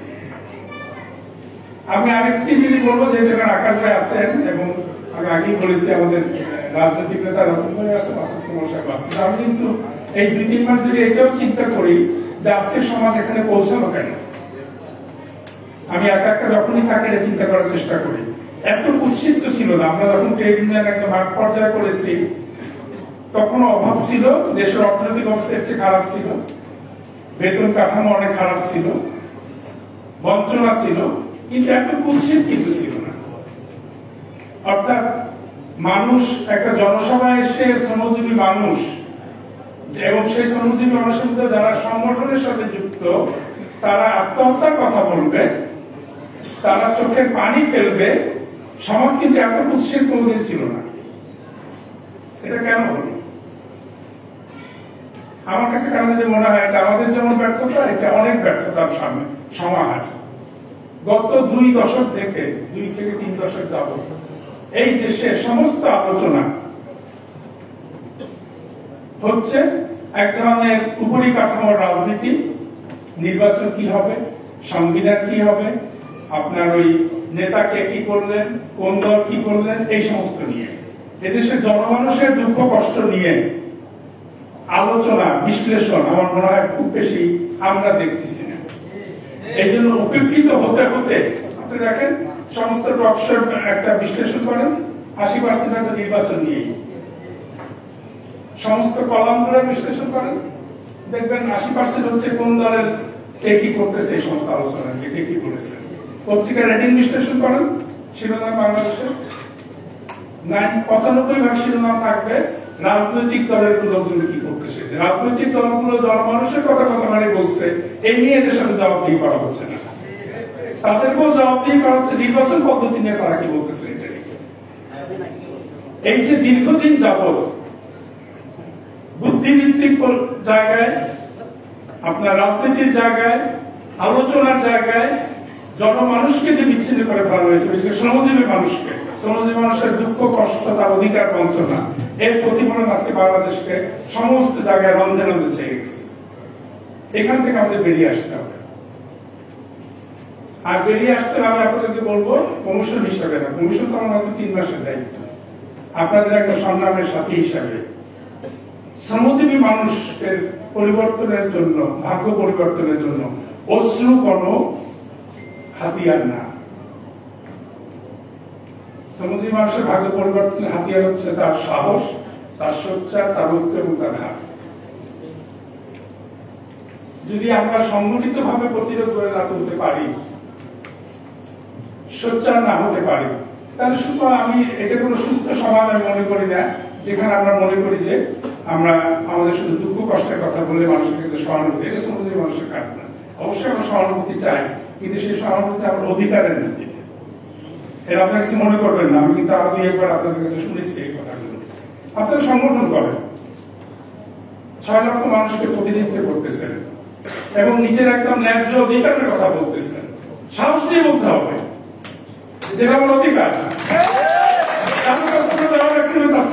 সংস্কার কমিশনের কাছে না, প্রফেসর আকাশের কাছেও না, রাজনীতির কারোর কাছেই না, কারোর কাছে দাবি করতে চাচ্ছেন না। এটা এখানে যারা বসে তাদের দায়িত্ব আপনাদের অধিকারের পক্ষে কথা বলার জন্য, এবং এটা যারা সরকারে আছে তাদের দায়িত্ব। আপনাদের সাথে সচিবের বসে দেওয়া হয়েছে না, তখন আমি একবার বলেছি আমরা যে আপনি দয়া করেন, আমরা বলেছি আপনি দেখেন এটা, আমরা জানি উনি দেখে খুব বেশি কিছু করতে পারবে না, কিন্তু সোচ্চারটা আপনাদের কি বলতে হবে। মুক্ত করার কাজে যদি তালিকা হয় যা আপনাদের সোচ্চারতা এবং আমাদের সবাইকে বলতে হবে সোচ্চার হওয়ার জন্য। কোনো কিছু এত রাতারাতি সমাধান হবে না, কিন্তু হাল ছেড়েও দেওয়া যাবে না। এটা একটা অনুরোধ আমি আপনাকে করে গেলাম, যেহেতু আমি 3-4 বার দেখলাম আপনারা দুঃখের কষ্ট কথা এমন ভাবে বলেন যে ওরা কিন্তু অসহায় মানুষ। আপনারা অসহায় মানুষ হবেন কেন? কি কারণে? বাংলাদেশের নাগরিকদের এই দেশে আপনারা পড়াশোনা করে বা শ্রম দিয়ে খাচ্ছেন না, এই দেশে ব্ল্যাকমেইল করে খাচ্ছে কত মানুষ, শুধু ড্রাগের ব্যবসা করে কত মানুষ চলতেছে। শ্রম দিয়ে খাচ্ছেন, কাজ করতেছেন, সেখানে আবার এত অসহায় হওয়ার দরকার নেই। অসহায় থাকতে পারে, কিন্তু সেটা যখন সম্মিলিত হবেন তখন সাহসকে ছড়াইতে হবে এক অপরের কাছে। অসহায় না, দুঃখ না, কষ্ট না। বাট এটা কিন্তু আমি কমিশনের সভাপতি হিসেবে বলতেছি না, প্রধান হিসেবে না, আপনাদের একজন সংগ্রামের সাথী হিসেবে বলতেছি। আমি এখন কয়েকটা জায়গায় আসি যেখানে আমাদের সুপারিশগুলো আকাশ ভাই বলেছে যে কিভাবে আমরা কোন কোন জায়গা আমরা খেয়াল করবো। আমরা পরিকল্পনাই করেছি যে আমাদের সুপারিশটা ড্রাফট হয়ে যাওয়ার পর আকাশ ভাইদের মতো অনেককে নিয়ে আমরা বলবো সারাদিনের জন্য, তাদের পরামর্শ নেওয়ার জন্য। কিন্তু এটা খুব স্পষ্ট, এটা কোনো জটিল ব্যাকরণ না। বাংলাদেশের শ্রম আইন বলতেছে স্থায়ী কাজে কোনো অস্থায়ী শ্রমিক নেওয়া যাবে না। এখন একটা দেশের একটা প্রতিষ্ঠানের পরিচ্ছন্ন কোনো স্থায়ী না হয়, তারা কয়েকদিনের জন্য না নিয়ে দেখেন না কি অবস্থা দাঁড়ায়। সোজা হিসাব না। এটা বাংলাদেশের জাতীয় সংসদ কর্তৃক পাশকৃত একটা আইনে বলা আছে, সেটা ব্যর্থ কেন হবে? 1, 2, যদি কোনো প্রতিষ্ঠানে নিতেই হয় তাহলে সে প্রতিষ্ঠান নিক, আরেকজন কেন? এখন বাংলাদেশের রাষ্ট্র একটা সার্কুলার দিয়ে বলছে আরেকজনের মাধ্যমে নিতে হবে এবং সেই জন্য এত টাকা থেকে মঞ্জুর করা হবে। কোন রাষ্ট্র একে চ্যালেঞ্জ করতে হবে না? এবং এই চ্যালেঞ্জকে আপনার মন করা চ্যালেঞ্জ, আইন বলে দিচ্ছে যে স্থায়ী কাজ অস্থায়ী নিয়োগ করা যাবে না, তাই না? আবার ওই আইনই আছে আপনি যদি এজেন্সি কর্তৃক নিয়োজিত হন তাহলে এজেন্সির কর্মচারী, সেক্ষেত্রে আপনাদের এজেন্সির কর্মচারী হিসাবে আপনার যা যা প্রাপ্য সেটা পেতে হবে। ওখানেও আছে 3 মাস পরে আপনি কাজ স্থায়ী হবে বা 6 মাস পরে কাজ স্থায়ী হবে, তাহলে তিনি আপনাকে স্থায়ী করবেন। স্থায়ী করে উনি যদি ওনার সেবা বিক্রি করতে চান করবেন, যদি কোথাও অস্থায়ী ভিত্তিতে সেবা বিক্রি করতে আসা করবেন, কিন্তু ওখানে তো আপনার স্থায়িত্ব থাকতে হবে। ওইখানে তো আমি কাউকে সকালে চাকরি থাকবে কিনা এই চিন্তা করে আমি কাজ করতে পারি না। তার সামাজিক প্রভাব নিয়ে আলোচনা করতেছিলেন, কিন্তু তার সামাজিক প্রভাব হচ্ছে বাংলাদেশে শিক্ষা খাতে যত ব্যয় হচ্ছে বাচ্চাদের, এটা ব্যর্থ হয়ে যাচ্ছে কারণ এই 6 লক্ষ পরিবার তার সন্তানদের শিক্ষার কোনো পরিকল্পনা করতে পারে না। এর বাইরে সামাজিক প্রভাব জানার দরকার নেই আমাদের। সাংস্কৃতিক প্রভাব, এই 6 লক্ষ মানুষের মধ্যে একজন যদি চিন্তা করে যে আমি এই অবস্থা চলতে থাকলে আত্মহত্যা করবো, ওর সেটা সাংস্কৃতিক প্রভাব ছিল। পৃথিবীর সবচেয়ে অসুস্থ সমাজ হচ্ছে যে সমাজে বেশি মানুষ আত্মহত্যা করে। এটা একদম মানে যারা সমাজ নিয়ে গবেষণা করে তাদের কথা। তাহলে গেল এটা। আরেকটা হচ্ছে আমি নাগরিক হিসাবে যেভাবেই নিয়োজিত হই না কেন, আমার জীবিকা, আমার মর্যাদা এর রক্ষা করার দায়িত্ব তো রাষ্ট্রের, তাই না? তাহলে নাগরিক হিসেবে রাষ্ট্রের কাছে দায়িত্ব তো আমি পালন করবো। আমি ঠিক আছে আমরা অস্থায়ীভাবে নিয়োজিত, একদিনের জন্য নিয়োজিত, কিন্তু আমাকে সেই একদিনের জন্য নিয়োজিত হওয়ার সময় আমার নিরাপত্তা, আমার মর্যাদা, আমার জীবিকা নিশ্চয়তা দিতে হবে। তো এই নিশ্চয়তাকে আস্তে আস্তে তাহলে সবগুলোই হচ্ছে বাংলাদেশের সংবিধান, বাংলাদেশের শ্রম আইন, বাংলাদেশের যে প্রক্রিয়া চলে শ্রম জগতের সবকিছুর সাথে আপনাদের অধিকার, এই অধিকারটা দাবি করতে হবে। এখানে সহানুভূতি চাওয়ার কোনো সুযোগ নেই এবং এই সহানুভূতি কেউ দিবে না। পৃথিবীর ইতিহাসে শ্রমজীবী মানুষকে সহানুভূতিকে কেন্দ্র করে কেউ কোনোদিন পরিবর্তন হতে পারেনি। এখান থেকে বেরিয়ে আসতে হবে। তার মানে বলতেছি না কালকে আমরা মারামারি শুরু করবো, কিন্তু ওই যে রতন ভাই বলছিলাম যে বললেই বলবেন উত্তেজনা করে ভালোবাসা উত্তেজিত হতে হবে, উপায় কি? আমার ভাত না থাকলে আমাকে চুপ করে বসে থাকবো না। আর একটা বড় গল্প বলে আমি শেষ করব যে বাংলাদেশে এখন আমি দেখতেছি অনেক সমস্যার সূত্রপাত হচ্ছে অর্থ মন্ত্রণালয়ের সার্কুলার নিয়ে। অর্থ মন্ত্রণালয় তার আরেকটা মন্ত্রণালয়কে বলতে পারে যে তোমার বিভাগের এই বিভাগের জন্য এই বাজেট, এই বাজেটের মধ্যে তুমি সমন্বয় করো, কিভাবে করবে? এখন মন্ত্রণালয় বলে দিচ্ছে রেলওয়ের শ্রমিকরা ওভারটাইম পাবে কিনা, রেল বন্ধ হয়ে যাচ্ছে। আর অর্থ মন্ত্রণালয় কিভাবে বলে আমার একটা প্রতিষ্ঠানে কেউ ওভারটাইম পাবে কি পাবে না? অর্থ মন্ত্রণালয় বলে দিচ্ছে আটষট্টি কর্মচারীদের দৈনিক বেতন কি হবে, কিন্তু একটা চেষ্টা করা। অর্থ মন্ত্রণালয় বলতে পারে যে তুমি রাজস্ব খাতে তোমার যে লোকবল আছে এই লোকবল তুমি ব্যবস্থাপনা এমন ভাবে করো যাতে আমার রাজস্ব খাত থেকে তোমাকে যে বরাদ্দ দেওয়া হয় তার চেয়ে বেশি যেন না যায়, আর বেশি গেলে বাবা তুমি স্থায়ী নিমানা তুমি আউটসোর্সিং করবে। এইটুকু যদি এই রাজস্ব খাতে বরাদ্দ না থাকে, সে কিভাবে বলবে তুমি দৈনিক কত টাকা পাবা, তুমি নববর্ষের বোনাস পাবা কি পাবা না, ওই বোনাসের বেতনের সাথে এই অধিকার অর্থ মন্ত্রকে কে দিচ্ছে বাংলাদেশ? আমার তো মাথায় খেলতেছে না। রেলের শ্রমিকরা যখন ধর্মঘট করছে অর্থ উপদেষ্টা বলতেছেন আমাদেরকে অ্যাড্রেসে দেওয়ার নাই, আপনি কে দেওয়ার? আপনি বলতে পারেন রেল মন্ত্রণালয়কে আমি আপনার এত বরাদ্দ দিচ্ছি আপনি এই ব্যবস্থা করেন। রেল চলতে কিছু রেল মন্ত্রণালয়ের ব্যাপার। তার কর্মচারীরা তার কোন ধরনের কর্মচারী কি ধরনের কাজ করে তাকে ওভারটাইম দিয়ে রেল মন্ত্রণালয় জানে, এটা তো অর্থ মন্ত্রণালয় জানার ব্যাপার না। এই অধিকার ওনাদের কে দিচ্ছে যে আমার দৈনিক ভাতা ঠিক করে দিচ্ছে আরেক মন্ত্রণালয়? আমি জানি না এটা উৎসব বিজনেস যারা আমার মাথায় রেখে আছে কিভাবে আসছে এবং এখান থেকে প্রচুর সমস্যা এখন সৃষ্টি হচ্ছে। আমার মনে হয় সরকারের অভ্যন্তরে এই বিষয়টা আলোচনা হওয়া দরকার। অর্থ মন্ত্রণালয় 2018 সালের যে সার্কুলার, এটি বাংলাদেশের জাতীয় সংস্কৃতি পাশকৃত শ্রম আইনের সাংঘর্ষিক সার্কুলার। এই সার্কুলারই গ্যারান্টি, অর্থ মন্ত্রণালয় ম্যান্ডেটই নেই এই সার্কুলার দেওয়ার। সুতরাং আজকে যদি দেশকে শুধু বৈষম্যহীন একটা দেশে পরিণত করার অভিযাত্রা শুরু করার চাইতো, দেশকে আজকে যে ক্রাইসিস গুলো চলতেছে, কারখানা বন্ধ হচ্ছে, আপনার শ্রমিক ছাঁটাই হচ্ছে, শ্রমিক যখন রাস্তায় নামতে তার মামলা হচ্ছে, গুলি হচ্ছে, মানুষ আপনার অস্থায়ী কর্মচারী বছরের পর বছর এই যে ক্রাইসিস শুরু হয়েছে, এর থেকে বাঁচতে হলে আমার মনে হয় খুব সুস্থ ভাবে সিদ্ধান্ত নেওয়া দরকার। এই সুস্থতা আমি দেখতেছি না। সবাই মনে করতেছে যে শ্রমজীবী মানুষকে কোনোভাবে কাজ করতে কোনোভাবে ব্যবস্থা করলে হয়ে যাবে, এই ব্যবস্থা আমার মনে হয় চলবে না। সুতরাং একটা হচ্ছে তাৎক্ষণিক ব্যাপার, এই মুহূর্তে যেগুলো বন্ধ হতে হবে সেটার জন্য খুব জরুরি হচ্ছে এই ব্যবস্থাগুলো গ্রহণ করা, এই সার্কুলার গুলো বাতিল করা। ওইটা রেলওয়ে সার্কুলার নাকি 2018 করতেছিল আমার মনে নেই, আমি কালকে না পরশু দিন দেখলাম। এবং যার যার কাজটা সে করুক, সে জানে তার মন্ত্রণালয় কিভাবে চালাবে, সে জানে তার বিভাগ কিভাবে চলবে।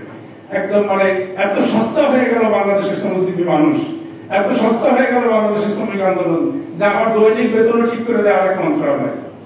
জানেও না যে আমার কাজের ভালো কি, জানেও না আমার বিভাগটা কিভাবে চলবে। এটা চলতে পারে না, এইভাবে একটা রাষ্ট্র চলতে পারে না। আমরা চেষ্টা করতেছি, আমি আবারও বলেছি যে আমাদের যে আমরা একটা কাজে কল্পনা করবো না, করতেছি না, সেটা হচ্ছে আপনাদের কথা শোনা এবং সেই কথাগুলো যেন শক্তভাবে প্রতিফলিত হয় আমাদের সুপারিশে তার ব্যবস্থা করা। এটি নিয়ে যদি সবাই এগিয়ে যান, আমরা সবাই যদি এগিয়ে যাই, হ্যাঁ, তাহলে আমরা একটা কাঙ্ক্ষিত অবস্থা পাবো। বিশেষ বিশেষ যে বিষয়গুলো আসতেছে সেই বিষয়গুলো এখন আপনাদের ব্যাপারকে আমরা মন্ত্রণালয়ের মনোযোগ এনেছিলাম।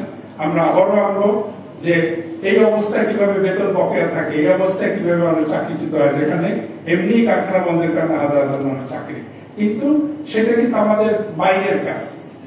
প্রত্যেকটা রাষ্ট্র যখন করেছে তখন তার একটা ম্যান্ডেট থাকে, সেই ম্যান্ডেটের বাইরে গেলে তখন সেটা আর প্রযোজ্য হয় না। আর বাংলাদেশে আমরা তড়িঘড়ি করে অনেক কিছু করে বক্তব্য দিয়ে দেখেছি, আর কিন্তু সমাধান হয় না।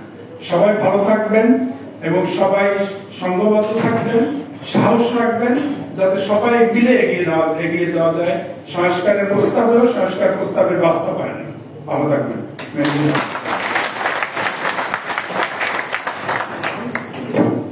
অশেষ কৃতজ্ঞতা এবং ধন্যবাদ জানাই জনাব সৈয়দ সুলতান উদ্দিন মঞ্জুরকে।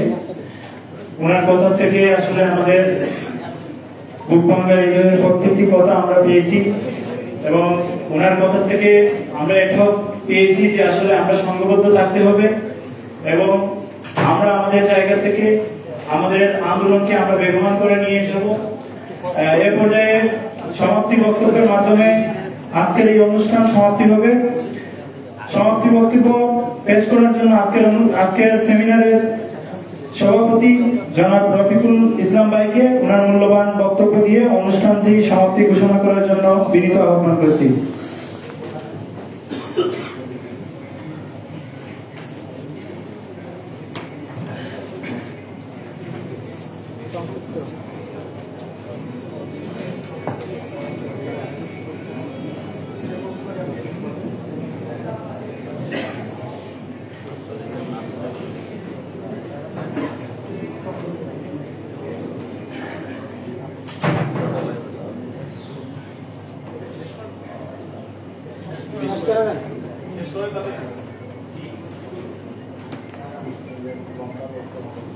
ধন্যবাদ। বিসমিল্লাহির রহমানির রহিম। আমি এখানে সম্মানিত অতিথিবৃন্দ, সামনে উপস্থিত মিডিয়া, ইলেকট্রিক মিডিয়া এবং প্রশাসন, গোয়েন্দা সংস্থা সহ বিভিন্ন সংস্থা এবং আমার সহযোদ্ধা ভাই বোনেরা, আসসালামু আলাইকুম। আপনারা জানেন আমরা 2020 সাল থেকে রাষ্ট্রের সকল মহল আমাদের দুঃখ দুর্দশা কথা জানিয়ে আসছি।